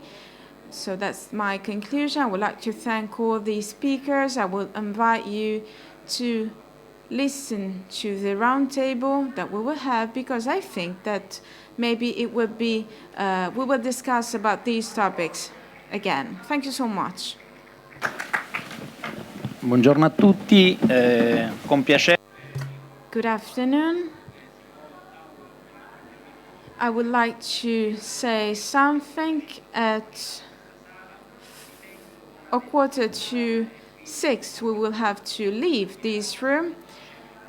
We will have a tasting then, so they will wait for us. I would like to thank the organizer. I'm very glad, I'm very happy to see the presence of Assessor Vancheri, the director, our expert, Mr. Tonaberi. I represent the district of Cereals, and I saw his presence here during this week, so he's very committed, and I'm very happy about that. And I'm so I would like to invite Linda Vancheri to come here, and the enterprises will talk first. So before giving the floor to other people, so the university in particular, it is important to have to listen to the voices of the enterprises. Somebody said that food is good to feed the planet. So we are mentioning those aspects related to the cereals, and we have many entrepreneurs in Sicily, and they work on the agricultural phase and the first processings, etc. So as a representative of cereals, I'm not that satisfied. I know that there are many troubles, that the entrepreneurs and the industrial operators have many difficulties. I participated a few years ago in particular event of a company that finished its activity. I'm so sad about that. And we should work together with policy, with politics, in order to let our enterprises to be being the protagonists. So thank you.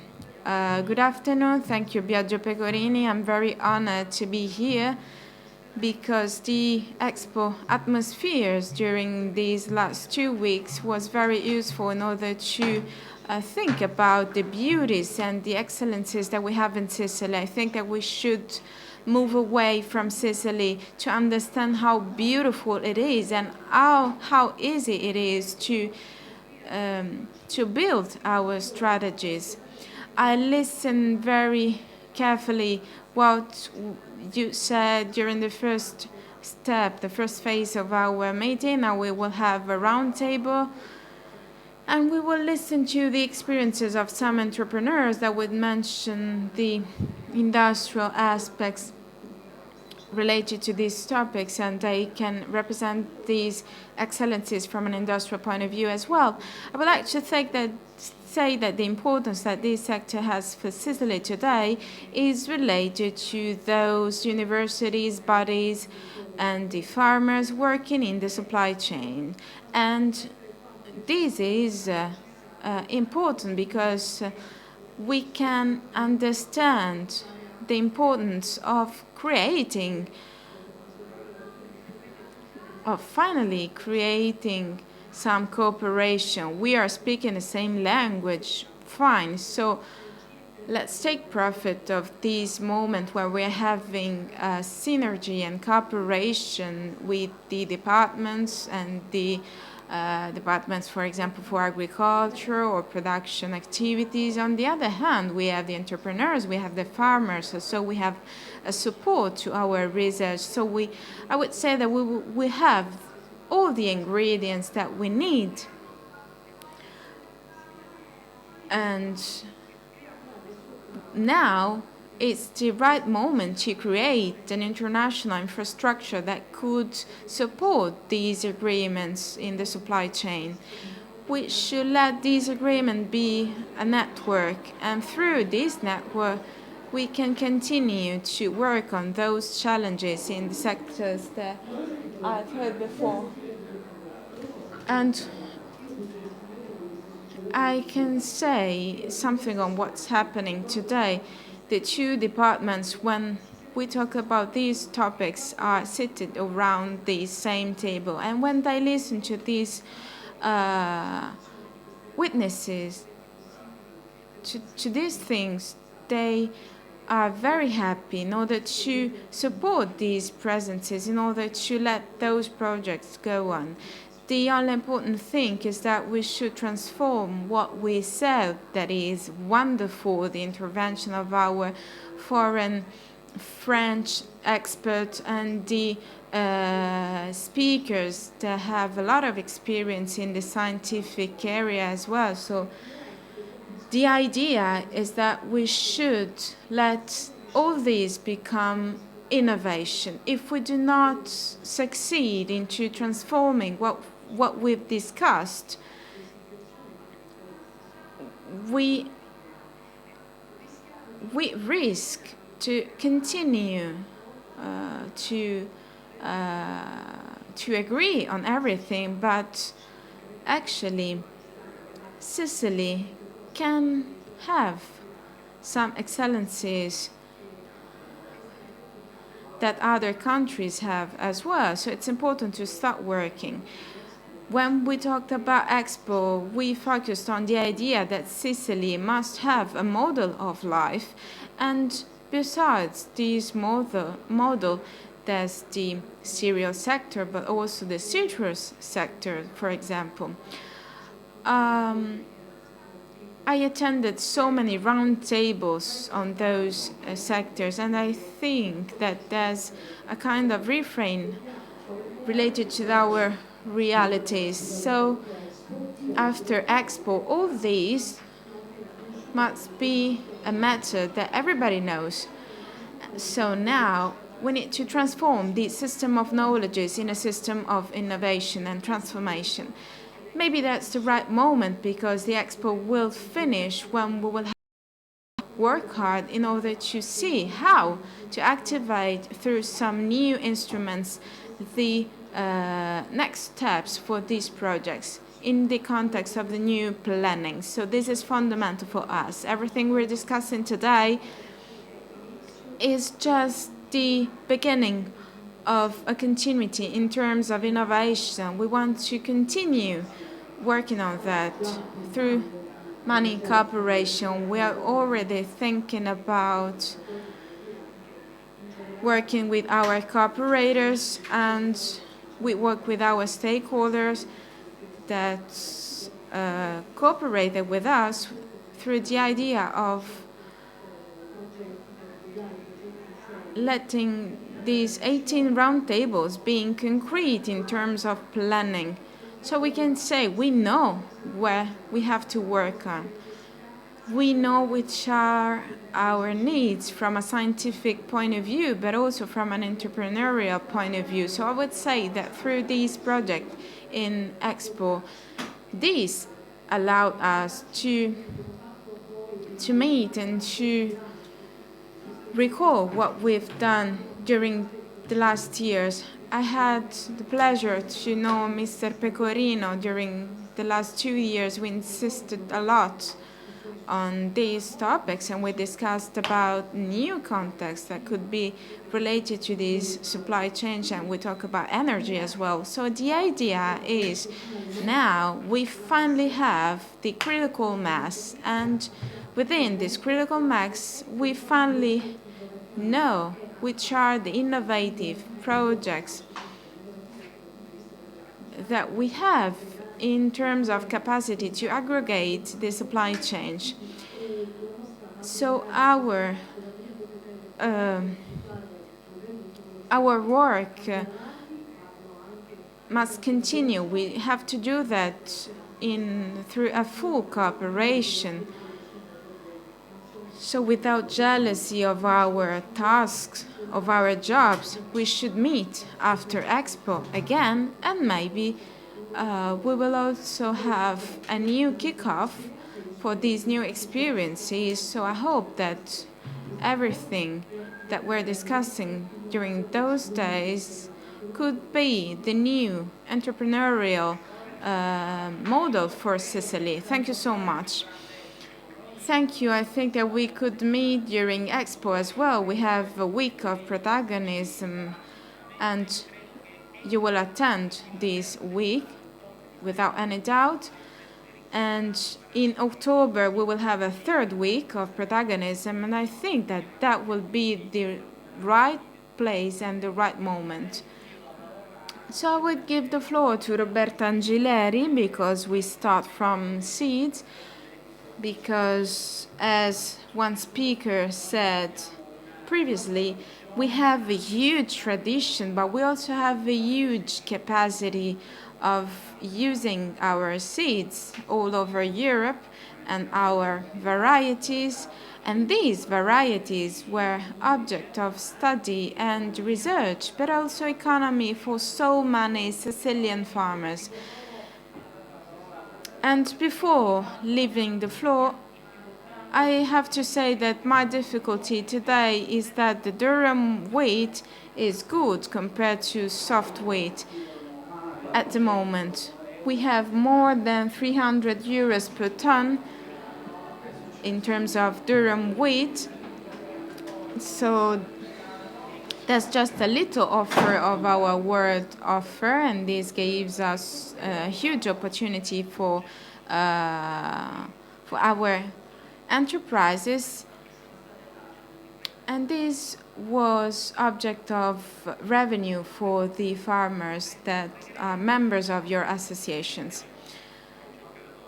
I will try to speak just for a couple of minutes.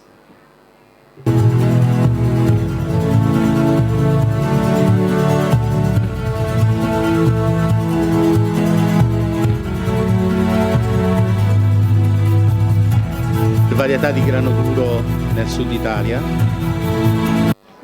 aree della stazione The varieties of durum wheat in Sicily.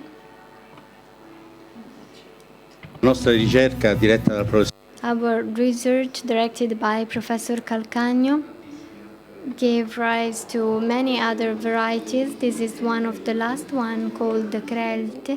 It is a craft of Simeto. I reconnect to what Professor said. This is a valley. We see Enna, the fortress of Cerere. So I imagine many times ago when you could see these grains from far away, different varieties. You've seen Professor Palumbo told us that in the field of research in the last 30 years, Prosene, a private capital research company, gave origin to many varieties in which we created Ciccio Colosseo. Now we have a new variety which we called Core, inspired by Bea, which in a short time since its launch and for 5 years it has been registered in the registry, and it is the third most widespread variety in Italy.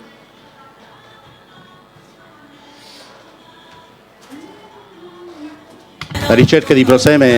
The research carried out by Prosene, for those who don't know it, is based also on the research of other cereals, soft wheat, barley, even if, as we saw, our Sicilian market is mostly focused on the durum wheat varieties.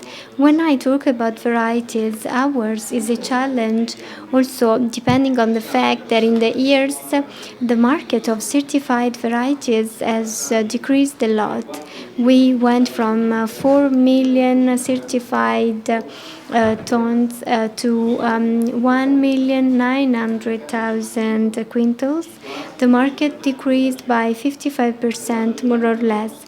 For a company like ours, which collects from the market the patents in order to conduct its research in an independent way, it was a big obstacle. We do not counteract ancient grains because every collocation can have its own market. We are placed between what we try to estimate like ancient grains. Ours is a conventional research. This is the laboratory we have. The laboratory is our field. This is a field in which we keep purity because, for those who don't know, since the researcher crosses the different varieties in a natural way without OGM, 10 years pass from the marketing of the product. So since the first line is selected, maybe after 10 years this line will become old-fashioned. Prosene in 2006 changed its ID. It was taken by an industry of the North, which is the Agrarian Consortium of Northeast. In my presentation today, I could represent the whole group, which is that of a chain starting from different phases up to the finished product. The group which invested in Prosene and Panificio Cerere produced two great pasta brands, and it also works on behalf of other companies on contract, because till today the company, despite the fact that it's been relaunched, it was relaunched some years ago because of the difficult marketing level, which we find still must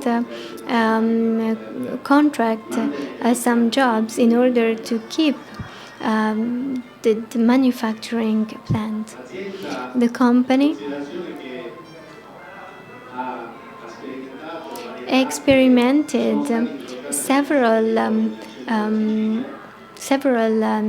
phases, and it had the possibility to make a market promotion in almost all countries of the Mediterranean area. We have an office in Cordova, Andalusia, and in the other states, in the other countries, we are starting to spread it all over the Mediterranean area. After me, in this auditorium, the director of our Greek partner, Agris in Salonico, they have the leadership they have the leadership of the seeds in Greece. Chain is a very difficult word. I was among the those who signed the document, which concerned all producers, all growers. Unfortunately, I encouraged the Department for Agriculture in Sicily to have at the table of the chain that which is the less important but the strongest part of the chain, that is big distribution. Because when a product is well done, at the end, unfortunately, the destiny of the product is established by the big distribution, which sometimes can just destroy in a few minutes. And so all the job you carried out for many years is deleted right away. I hope that Prosene will keep working where it was born, and will keep working on conventional research by strengthening new varieties that can come from crops with ancient grains. When our product goes abroad, it is not sold only because it was born in Sicily, but because it identifies an ideological entity. We have some colleagues, as for pasta making, that are interested in our product because it is made in Sicily. It is a healthy product. It is a product which is in line with our territory and which brings abroad the message of our archaeological sites, such as Morgantina, Piazza Armerina, Siracusa, Erice, and all our beautiful Sicily. In Italy, I think we have 30% of the world cultural heritage in Sicily. We have a big amount of this. I'd like to conclude and give the floor to my colleague, Gianni Servetas from Salonico, who, while these are the images that conclude my presentation, tools which do not exist in other parts of the world, and I hope that Prosene could be Italian, because today it's one of the few companies with Italian capital and research Italian, and I hope that we won't have the same destiny as our competitor that was bought by Syngenta, a multinational company Syngenta, which makes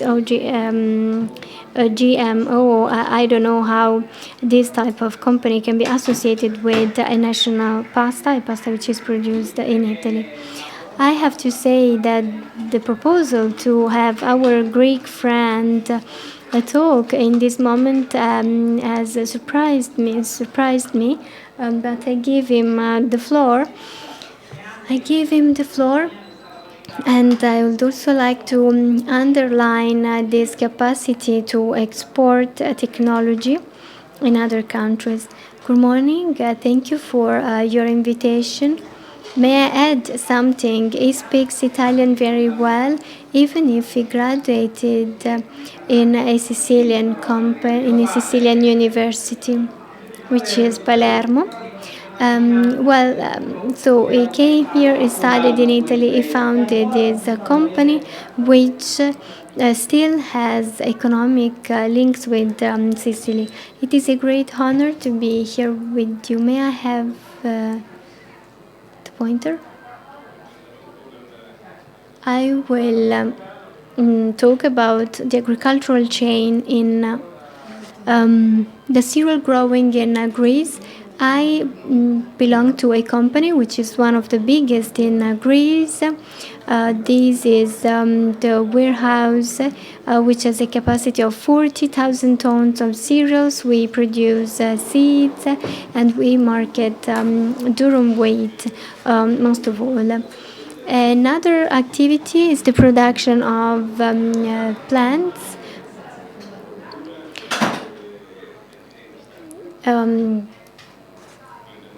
30,000 square meters of greenhouses. We are located in Salonico, in the suburbs of Salonico, our two plants. As for cereal growing in Greece, first of all, weather, climate, it is similar to Italy, central Italy, southern Italy, and we are at the same latitude with Rome in the central part. Larissa is on the same parallel as Palermo, where the good wheat is made. We have already spoken about Demeter today, so I won't talk about this. In ancient times, 80% of in diet came from cereals. So cereal growing in Greece has a long history. Now I show you some data, the official data from the Ministry of Agriculture in Greece. Here we can have the production of cereals. The most important one is durum wheat, corn, barley, rice, and then the others. And as for durum wheat, we have a production of 800,000 tons per year, more or less, and half of it is exported mostly in Italy. Here we have the surface of durum wheat in Greece on the Aegean coasts. Most of it is cultivated in the central part in Macedonia, in the northern part of Greece. Larissa makes a great wheat in at the border with Turkey. Evros makes a wheat which is exported. Here we can see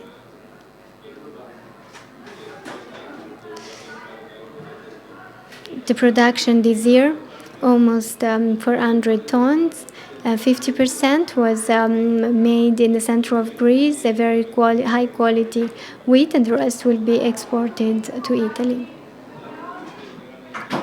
Outlook of durum wheat, as we can see, most of it is used for pasta. We have many companies in Greece. Also, Barilla has built a factory in the center of Greece, and another part which is exported to Italy.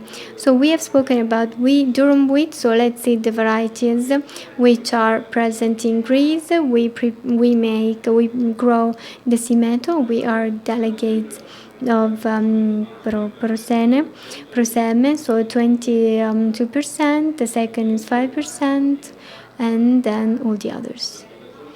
The situation of Simeto from 2001 onwards, then there was a decrease because of the contribution and the EU policies, so there has been a reduction. As for the percentage of Simeto, from 30 32, 40, 45%. Thank you for your attention. And thank you for your contribution. Now I give the floor to Mario Paolo Gallo, representative of two important milling company in Sicily. He comes from an exceptional family which I'm very close to. We are all linked, let's say, so we work together. They work very hard. They work a lot. So thank you for accepting this invitation. You're very good at me. I don't deserve your words. Because like you and like all the other colleagues, we just try to find a good place where we can live, where we can work in a decent way. My name is Mario Paolo Gallo, CEO of Mulino San Paolo in Palazzo La Creta, in the province of Siracusa, and I'm also the owner of a mill which is called Molitorio San Paolo.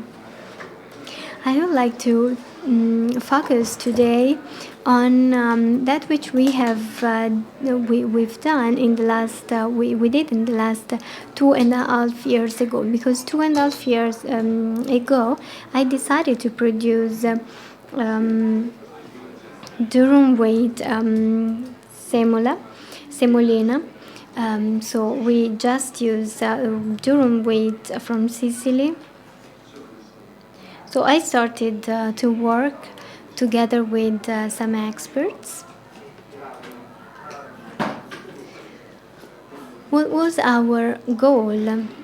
It was to identify the strategy, the most appropriate strategy during the technological processing of raw material in order to preserve the presence of antioxidants and other nutrients. As for the assessment of antioxidant compounds, we analyzed the total oxidizing capacity, and so we studied a specific range of antioxidant compounds such as the phenolic acids. One more thing, as we are in an industrial mill, so there is no stone milling. It was built 6 years ago, and we use 2 years ago. So we use the decortication. Even if it uses a lot of energy. So the decortication of durum wheat cannot replace a complex of milling diagram, but it makes it possible to eliminate some tissues of the wheat. And the processing depends on the techniques used and the duration of the treatment and the rate of humidity of the grain. So this makes it possible to detach the tegument and ensure the resistance of the grain. And the duration of the treatment is the parameter which must be better used in order to define, in order to achieve the objectives which we had said. Among the advantages of decortication, there are also those concerning the subproducts. This process makes it possible to eliminate the teguments which are present in the bran, and so the most external parts can be eliminated, on which some toxic compounds can be present, such as heavy metals, mycotoxins. On the other hand, the different layers of the tegument are characterized by a peculiar chemical composition, and so it is possible to obtain a wide range of co-products having some specific chemical, physical, and nutritional properties.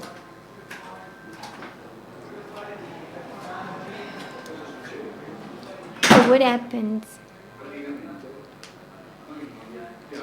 We do not adopt a wool mill milling, but we take some milled semolina and we add a part of aileron, which is the most noble. So we have obtained a remilled semolina.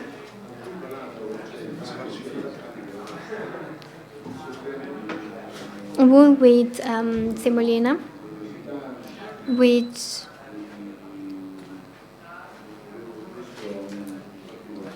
is very simple, very balanced, and which is compliant with the rules of 2001 187 legislative decree. In this case, we can compose the fiber depending on the needs, and the fiber is equal to 6-7%, and it gives us many advantages for men's health, people's health. The substances which compose the fiber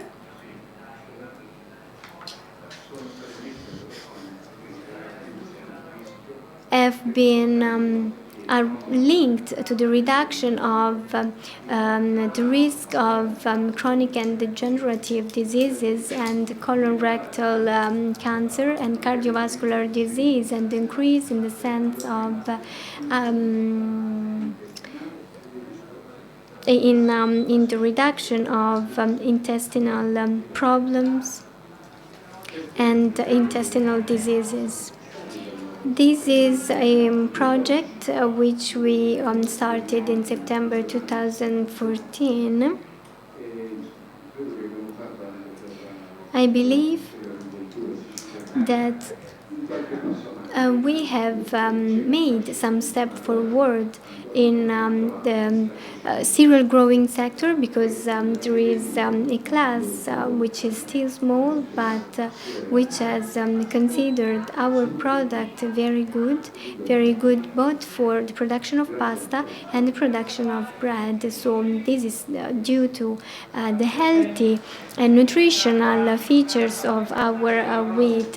So here an important word comes out: consumer. The important thing is to reach the consumers and to try to increase the demand by the consumers. So now we give just 1 minute to Franco Vescera. Franco is very dangerous, not because he makes products which are dangerous for people, but because he doesn't want to leave. He never wants to leave the microphone. He speaks a lot. So the theme of Expo is to feed the planet. In July the 1st, we finished an event at 10 o'clock p.m. and everyone was hungry, and we gave food to everyone. So Franco, you have the floor. After 1 minute, I will switch off your mic. Okay, we are a small reality. We've been working in Sicily. I'm part of a family which has been working in the production of bread since the 19th century. So we started in 1890. So I started to work in my company in 1996. So I started to work on this, but I didn't understand that raw material was the most important element which we had to deal with. So together with Mrs. Lombardo, with Viaggio Pecorino, and many other protagonists, with Giuseppe Russo, we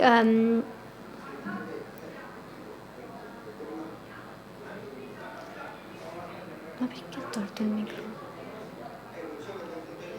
So we had many conversations about bread making sector. So we exchanged our idea on this topic, and so I met many people who let me understand that traditional bread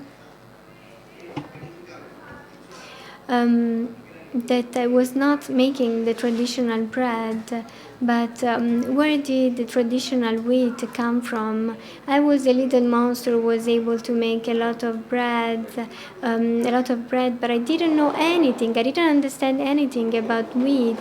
So I started this journey. I decided to study in a very determined way, and I exchanged my views with the others until we understood that we could have an added value. I gave you some figures. When I started this journey, I was everyone made fun of me. Now the same people say I. Then in 2001, 2003, everyone was against me because they were losing wheat. Yes, it's true, but there were also many strands in this wheat. So the invitation I give you. We have some strands as for the current wheat, some strands as for ancient wheat.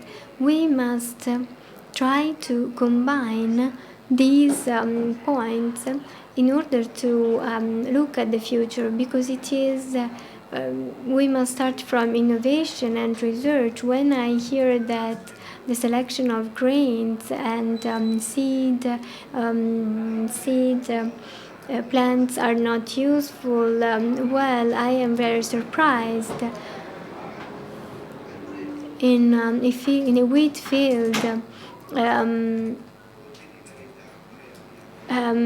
after some years, there are many varieties. This is why we need research, otherwise we lose a reference point, and selection is necessary. So I repeat, this is my invitation as an entrepreneur and a bread maker.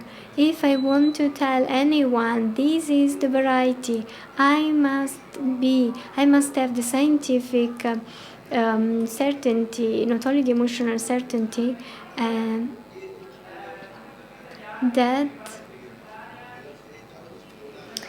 that a special variety study and scientific work is very important.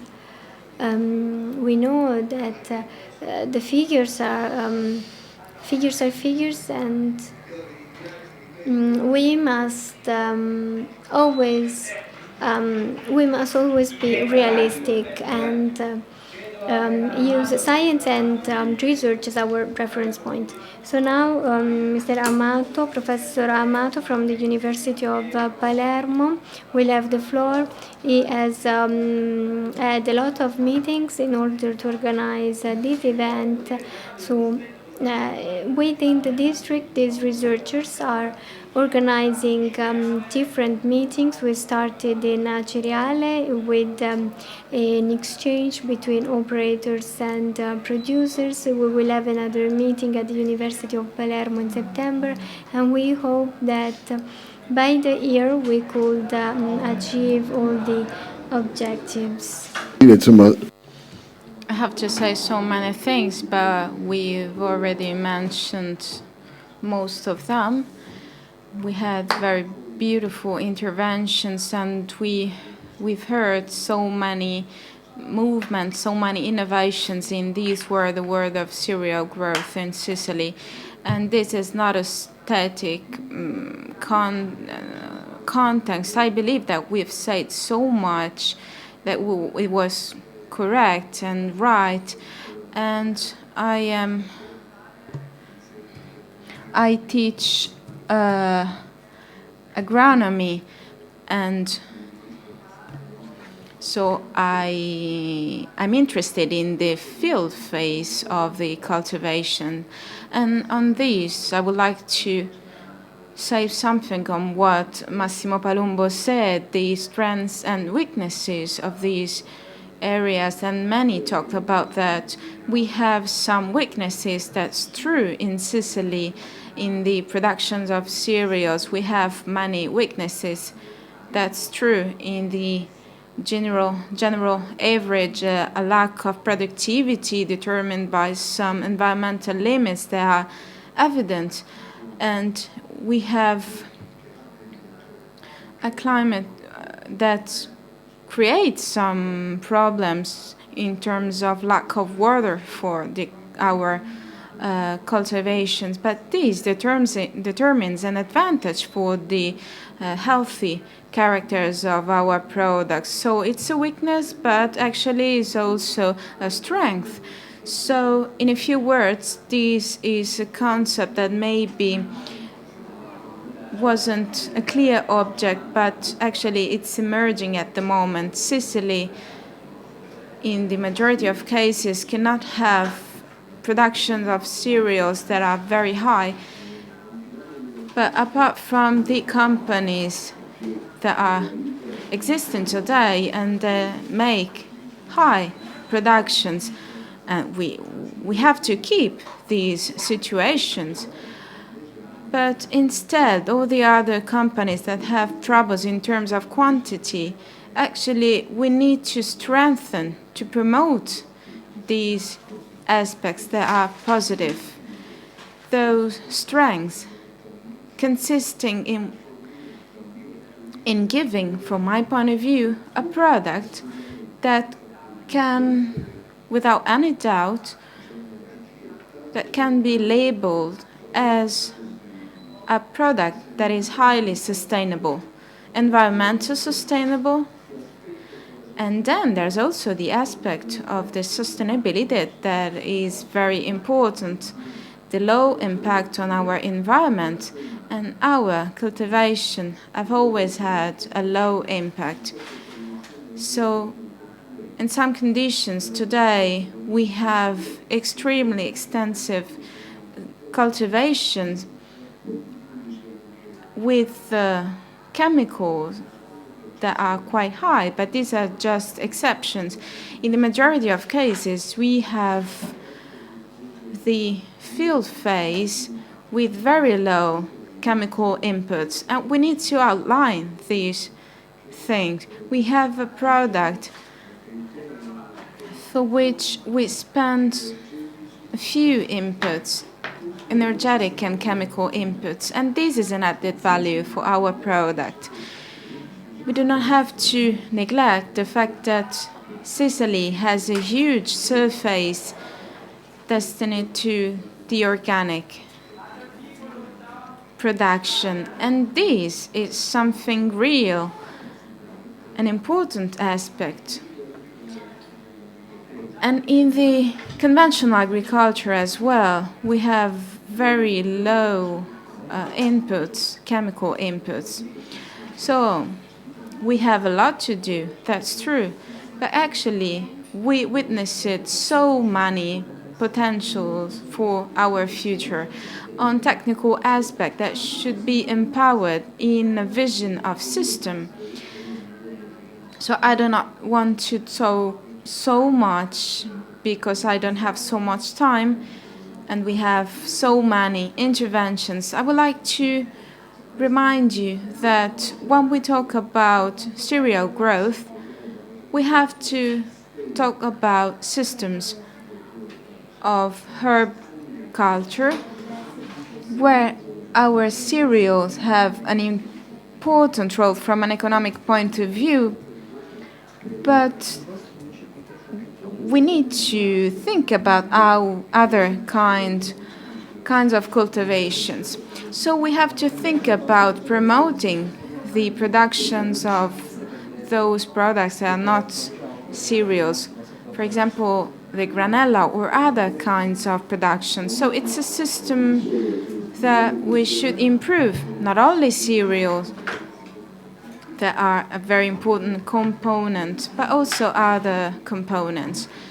So we could talk for so longer, but maybe we should go faster, otherwise we won't finish on time. So we are waiting for Mrs. Lombarda. Today the durum wheat has a difference compared with the soft wheat. We have more than 400 euros per ton. As to the durum wheat, we talk about ancient grains. So I believe that the consumer or the supply chain is very attentive to that. So it's able to translate everything into euros, into money.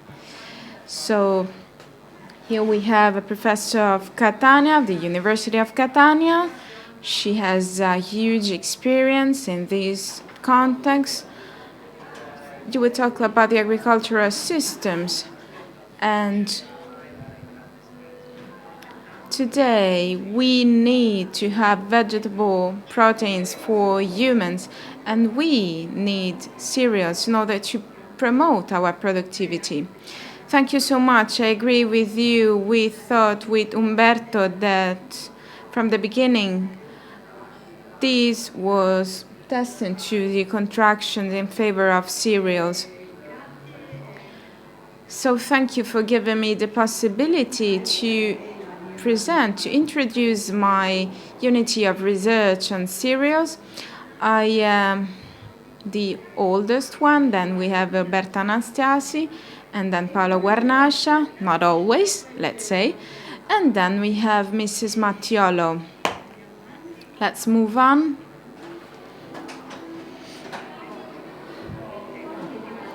Okay, here we talk about ancient and new varieties. We talked a lot about these varieties.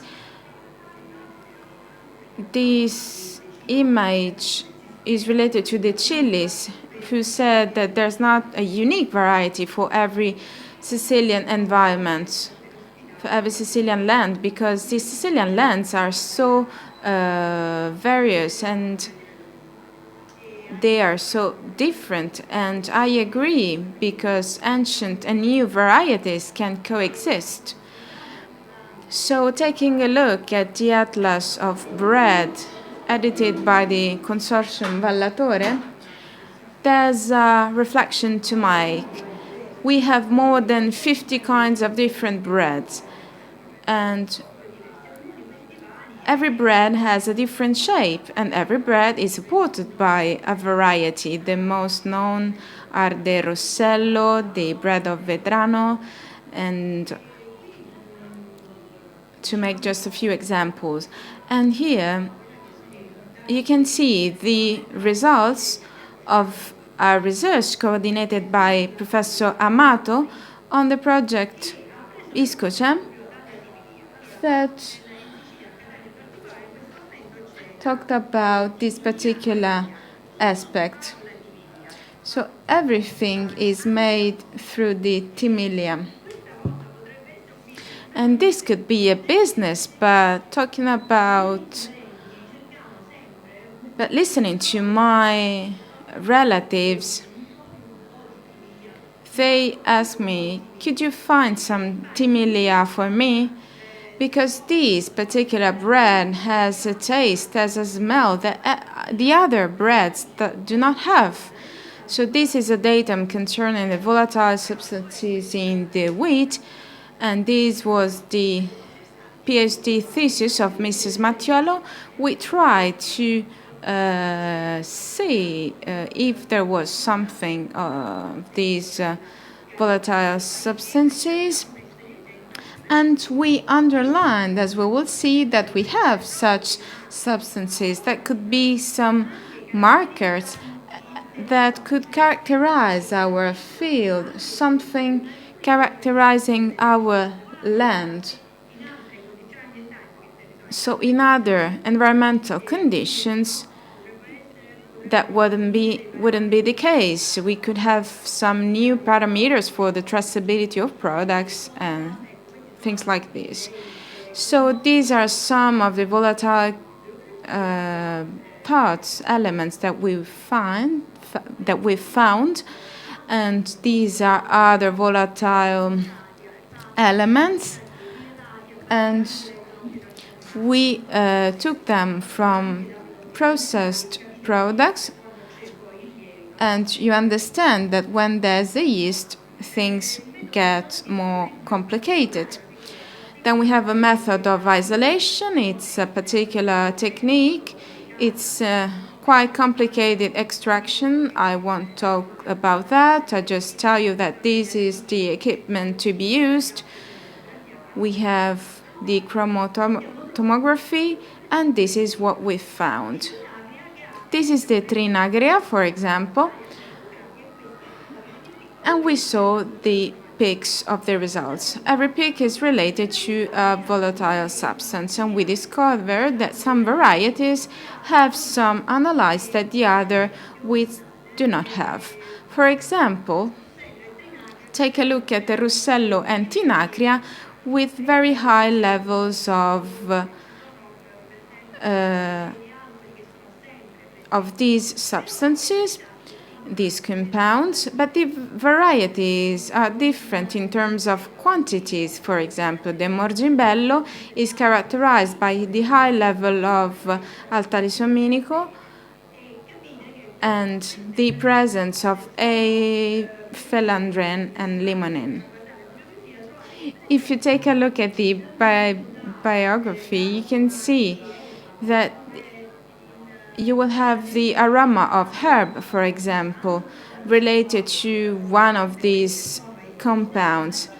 This is extreme, but maybe we could have a link between what we said on Timilia, for example, and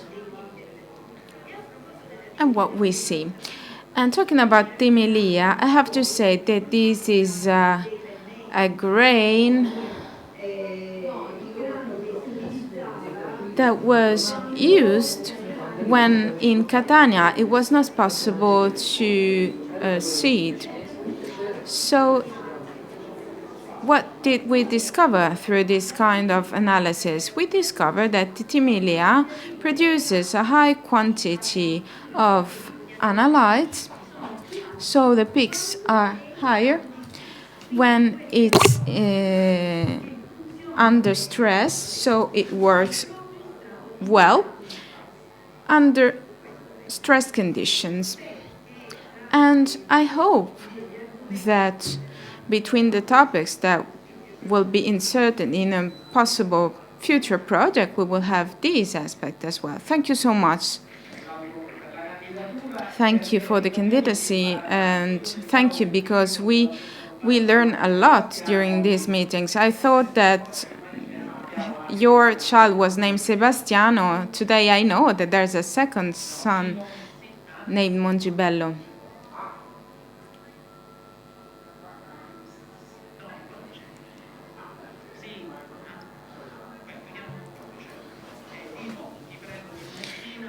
Dino Messina, I'd like to give you the floor. It's 5:15. We know each other quite well, so I'll give you the floor. Good evening. I have to thank the assessor for the production activities that allowed me to be here today and to talk about our activities. I would like to thank all those who have worked for this day. I wanted to spend 30 seconds for a brief introduction. Today I will talk about a project that has been financed by the department.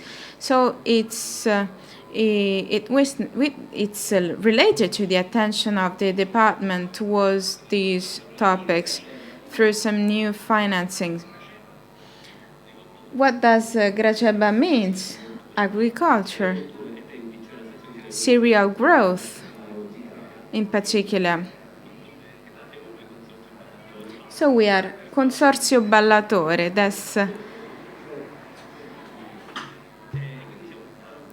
that's our name. So the project that I will mention is related to the interest of these departments toward agriculture. What the assessor said is nice because we hope that this interest will continue growing. During the previous plannings from the ministries and the other departments, we saw that the first project that was financed arrived in 2011. So maybe now I should think about 2018, and this would mean that our research is not working so good, and so we would like to decrease the amount of time.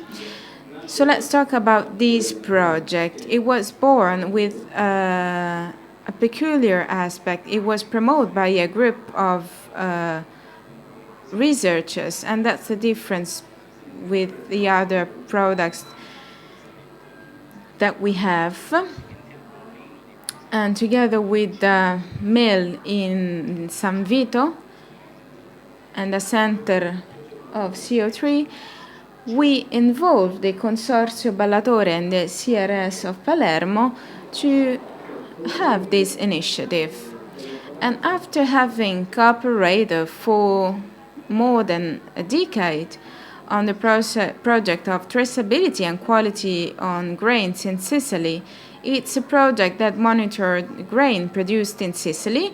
We understood that there was the need today to talk about cultivation techniques by improving the aspects of cereal production in Sicily. And we also understood that this aspect could be very important in order to improve the quality of our raw materials, but also such an initiative in order to give some positive results was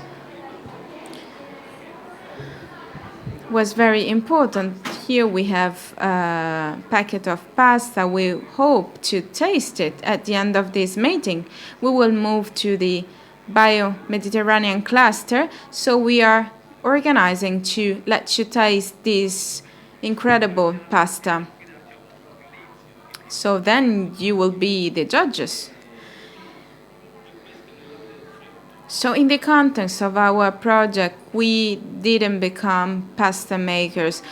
We just created a model of pasta with Sicilian durum wheat that could be taken from the supply chain in order to communicate our strength that we should improve. So we moved in towards these two directions. On the one hand, the attention to the cultivations, and we created 8 fields with the objects of, with the goal of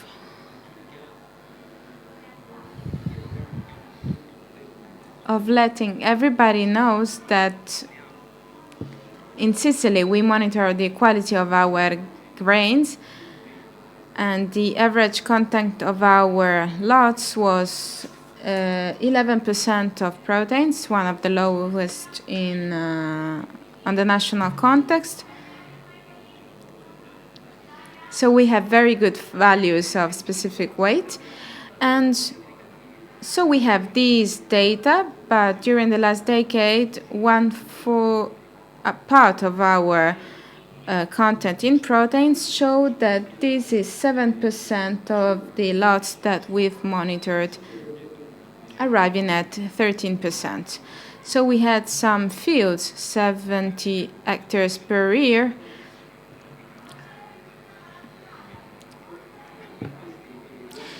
and during these 2 years of fields, we had a result of 12% approximately. So this was useful for the production of this pasta, and in the end it allowed us to give a signal to our supply chain. We can make pasta, a good quality pasta, through the only use of Sicilian wheat.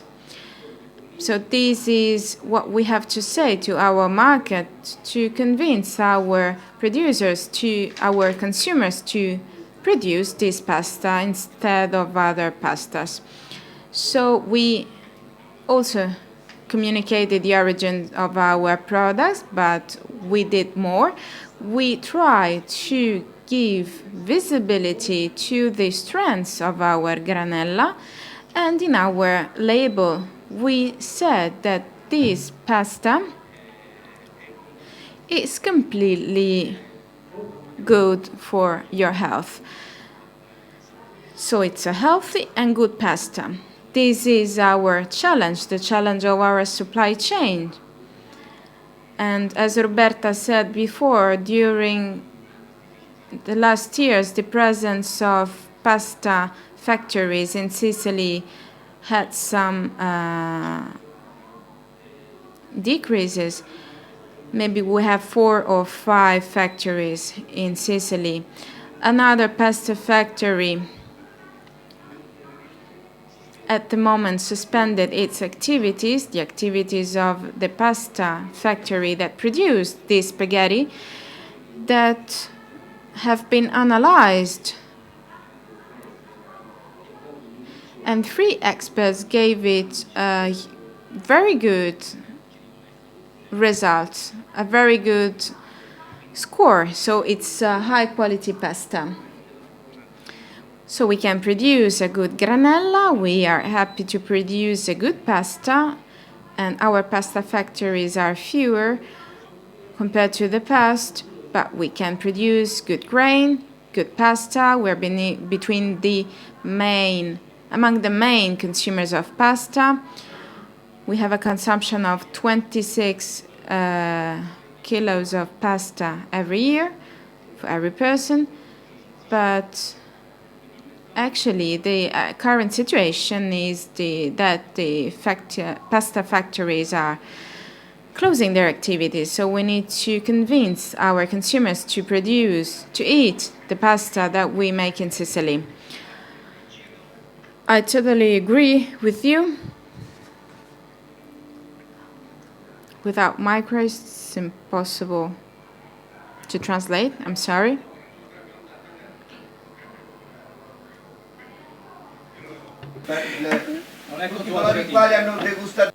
It's not possible to translate without microphone, so sorry about that. Io vorrei aggiornare l'agenda. I'd like to update our agenda. We will have a break in Piazzetta Italia, here on the right, in front of the building. So you will see the acrylites. And then we will follow the hostess. We will be all together. Then we'll move to the cluster. Paolo, he promised 1 minute. It's not enough, 1 minute, but I will try to be on time. The indication, it's clear. When Dr. Cogna said that the ancient grains are a return to future, it's clear. Maybe we forgot to think about what we eat. 95% of the hormone of happiness is produced by our stomach. So we need to start from our ingredients. This is not making identity or emotional spots, but we should say that maybe we were wrong. We have to do that. The diversified offer between ancient and new grains, organic or conventional. The Sicilian agriculture needs to be organic, 100% organic. We eat 2 kilos of pesticides every year,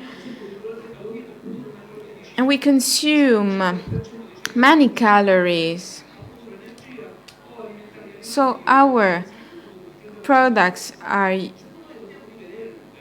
we need to take a look at our model, and our research has a fundamental task to anticipate our times, not to follow them.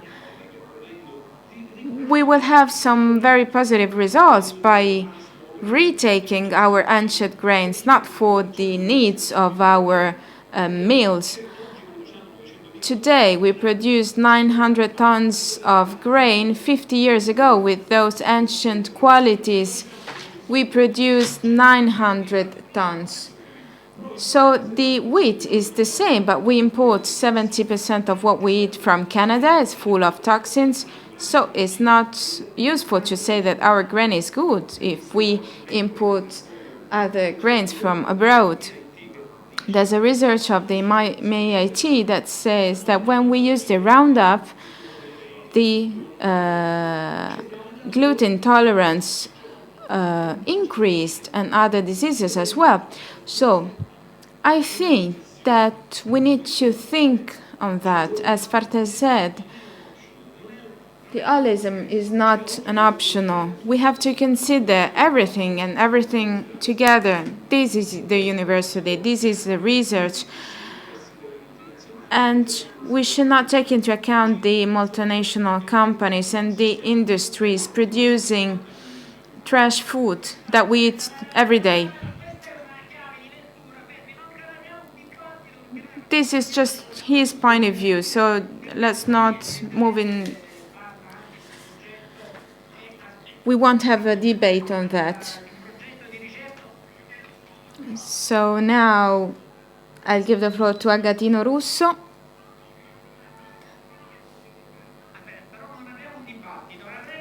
We won't have a debate on that.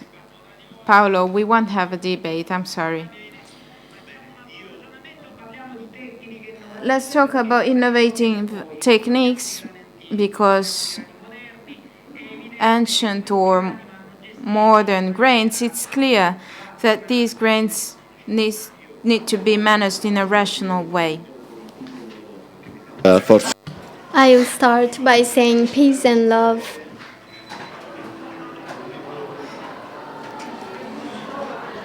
Professor Russo, I'd like to thank my region and our town councillor, because I'm a very lazy person, and so being invited here forced me to visit the expo, and has given a sense to my job, because I realized how much people have troubles doing agriculture, making agriculture all over the world. And it is interesting to hear so many colleagues who do research in several universities. We all carry out a very important job, and I hope that our state will be close to us. I'm going to talk about an experience. And I see a lady who has a nice American flag on her face. Massimo and I are school fellows. So Obama says it is important that food safety and food security is important. He refers to food security rather than food safety, because it's true that doctors say we must not eat much, but logic says we must eat. Many people must eat, but we know that we must all eat, but in a better way, in a sustainable way. So the debate concerns the capacity to produce. I'm angry because things are lost, and the things I deal with are a loss. It's the share of food which is subtracted by animals. Richer countries, this is a problem, and in developing countries, this is a problem of surviving. È un mio giovane collega con cui spesso ho dei dibattiti costruttivi, si dice così, no? Punto dove? Punti di solito. Ok, allora, questi erano i partner. So these were the partners, so a pasta factory which doesn't exist anymore. So these are all the partners with which we have made an experience. In Zagreb, a congress in the sector has just concluded. Why have we made this choice? What has stimulated us? Well, the problems are real. Why must company find an alternative reason? Well, there are many pests and many resistant elements. So. Some raw materials are transformed in other countries, are processed in other countries, and now consumers represent the main element of our efforts. And consumers today know that they need a product which must be as less contaminated as possible. So this is my idea. These are temperatures, animal organisms. When temperature increase are not well. If temperature increases 50 degrees, insects die in a few minutes. So the idea is to have high temperature in plants. So all organoleptic properties are lost if we don't control these. Here you can see a factory in which we have placed the sensors and traps. So what happens? In red, we can see the temperatures which are recorded inside. We had to fight against popular beliefs saying that insects are used to hot temperatures in hottest countries, in warmest countries, but this is not true. We have applied the heat, and so hot temperatures, these are the temperatures inside. This is something which has been done together with economists and engineers. So economists have made the economic estimates. So you can see that the insects go away towards the coolest areas, and then they die. All of them die. We didn't have any damages to the structures and machineries. This is a method which in Sicily, so if we have the competencies, we can use and we can promote, because we can improve and we can use this method for other Sicilian companies, industries. The problem is the costs. But if companies produce energy, they have energy, and someone and professor is already working in agro energies. So we could also use this method as a driver to transfer technology and innovation towards the North African countries. Albania and Algeria have been in contact to develop this method. Thank you, Professor Russo. So I believe that there are many problems, many complex problems, and so all the efforts which the cereal chain is making are necessary. Otherwise, we say that wheat has mycotoxins, and we must distribute healthy wheat to consumers. So now I give the floor to a chef who's going to say how we can elaborate, who's going to give his presentation. And first of all, he will show a video.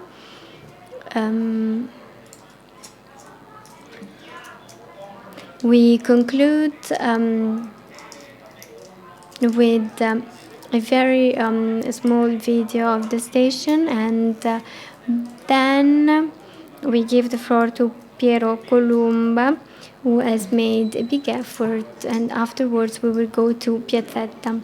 My name is Marco Zitone. I was born in Sicily. I lived there 15 years in the province of Agrigento. Then I moved to Tuscany, and there I started a particular adventure in an institute.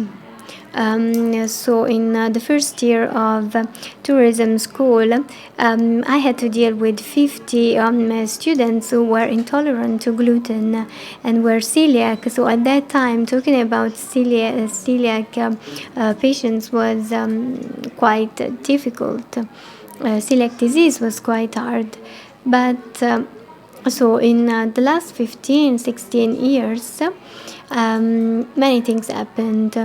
800 people were diagnosed in 2011 for the celiac disease, and in 2013, 164,592 people. I don't use gluten, so because it's easier, but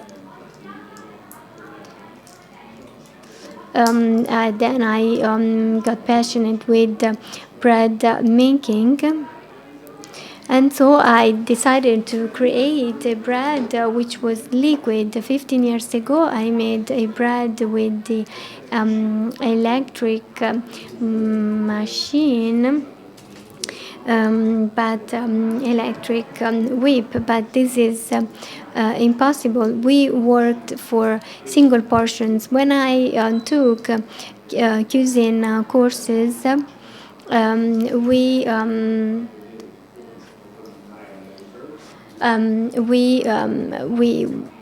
made a bread in 40 minutes. So 40 minutes. To say what? That the absence of gluten is a huge problem in the field of gluten-free. But what have we introduced today? The possibility to take a cereal, which at that time we didn't know. And so teff, amaranth, sorghum, and many other cereals, buckwheat,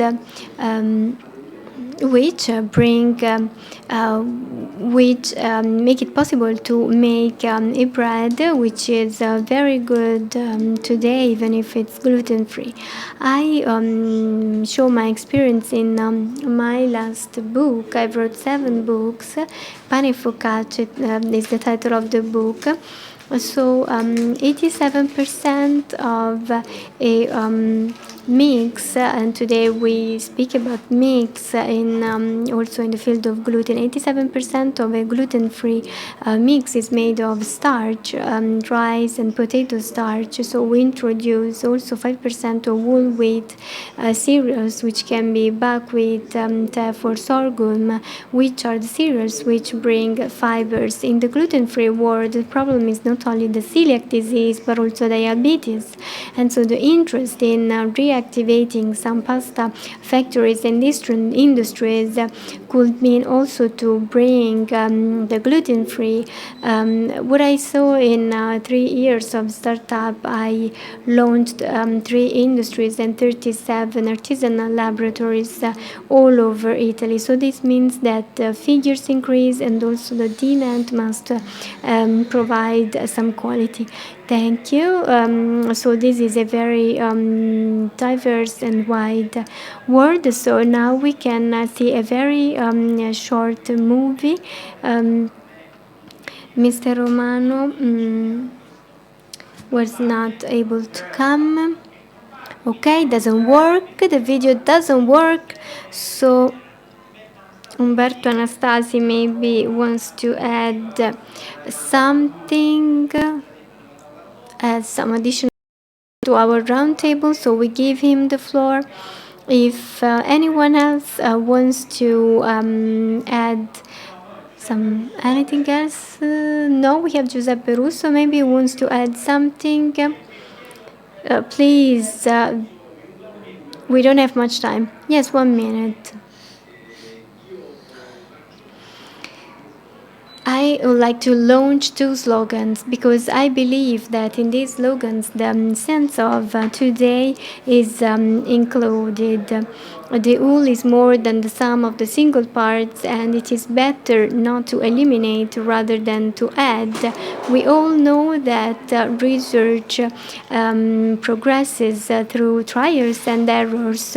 We didn't make mistake. The fact is that we didn't know things, so we need a change, a shift in paradigm. We must proceed by different steps, and we must study the complexity which has been shown by Farde, but also by Giuseppe Russo in his presentation, and which has been said also today in this event, where we have always been actors in order to build something different. Thank you, Roberto.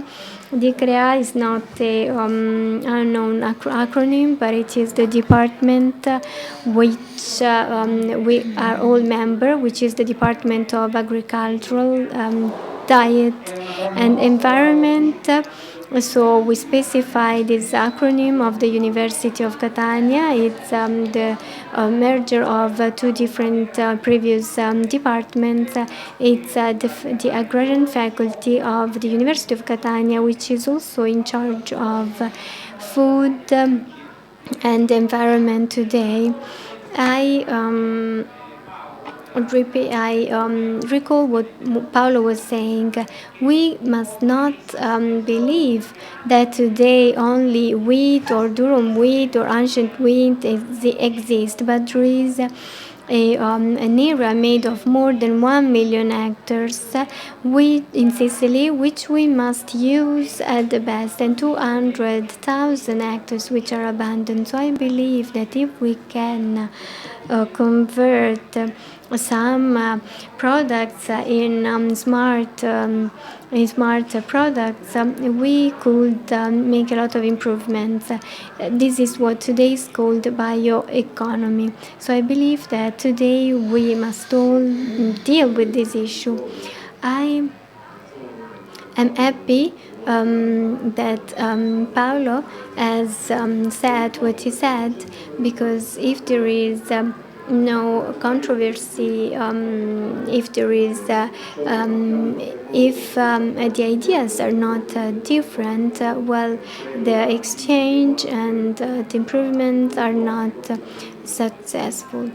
So this is a value. I believe that this is a value. So Paolo, thank you for the way also in which you said your remarks. My body is not works through regional funding. It is a public body which does not have many funds. I do not have any industry or processors or entrepreneurs who give me indications, and I believe this is a value. When the researcher is free from any conditioning from any conditioning from others, in this way he could give a value to his results. If we're not free to think and to work on our research, if we are limited by other people who force us to take a specific direction, then we will never reach this added value. What I believe about ancient wheat is what I was saying earlier. I don't see any any contrast, any opposition. What we call modern wheat are also ancient wheat. Ancient wheat is not the same as 200, 400, 600 years ago. Of course, these are some populations which we grow in time by keeping those features not changed. We must make an effort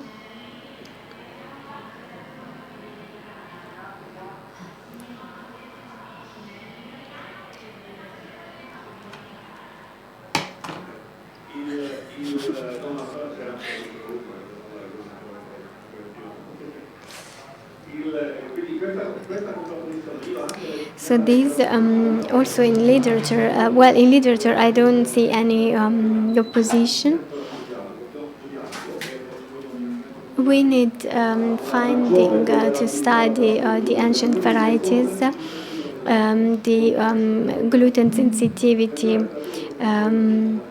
the literature on monococcum, on ancient varieties, on Sicilian varieties do not exist. So we need to study them more. If one day we realize that the toxic epitopes can influence also the quality, affect the quality, nutritional quality as per the digesting properties of these varieties, then we will have to select some genetic assets which have that genetic organization. Today I don't have this certainty. Precisazione, devo dire, Thank you. Now I give the floor to Professor Columba, Pietro Columba, who has made a lot of efforts to organize this meeting. I would like to thank all those who saw us on streaming. Of course, it was not possible for everyone to come here. Those who missed this event can go on the website springsicilia.it in the specific section on the website. I believe this is a good way to address these topics in October and to relaunch these contacts with the industry. So Pietro, you have the floor. Thank you for this recognition. My commitment was quite limited, and actually I organized it with a great enthusiasm because I really wanted to bring these reflections on cereals here at Expo. And then I met Bikina family, which offered us these volumes, and they gave me great inspiration. I have to say that one word I liked today is holistic. It is something I've always thought of, that is not to look at things from an isolated point of view, but from an isolated from a holistic point of view. So holistic approaches. We have a great possibility and a great potential. We have a richness which is not only related to wheat, but to all Sicilian cereals, which Sicilian wheat, which is good to eat, as Gino Pecorino said. It's good, clean, and fair, as Carlo Petrini used to say.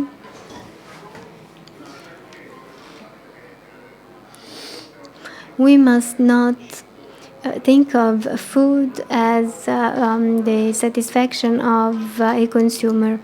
The citizen who who uses food is not a consumer.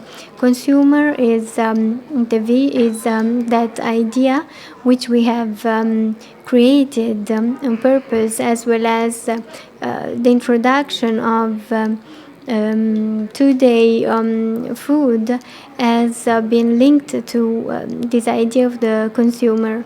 So For example, pasta must be al dente in our view. We don't like pasta extra cooked. It must be al dente, but it doesn't mean that it is digestible, that has glutens which are like a gum.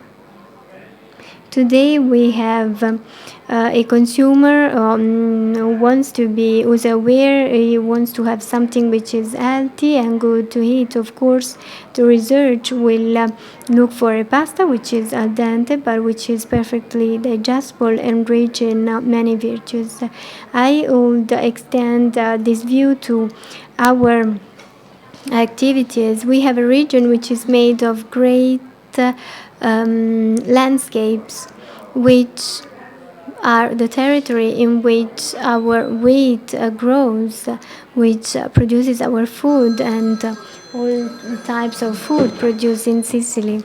It's a place which is still an environment which must be protected, kept, and restored, because there where we made mistakes, we should correct them. It's a place which has a great culture, a great capacity to welcome people, and we know that this topic is very, this issue is very topical today, so we are able to establish exchanges, deeper friendships without any differences in race, in color, and so on. So it is a spontaneous relationship.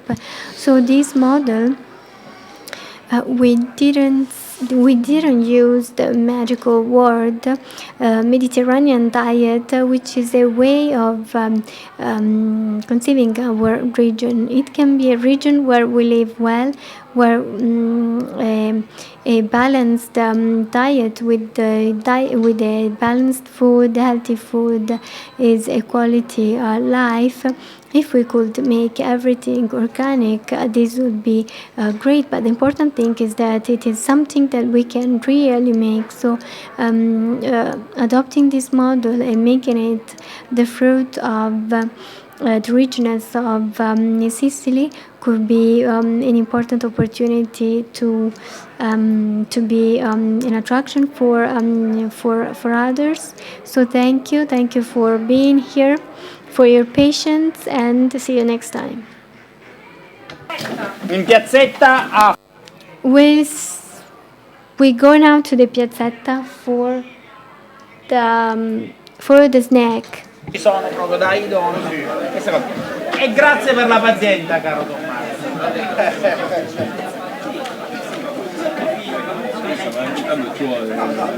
Sono sempre d'accordo con la signora.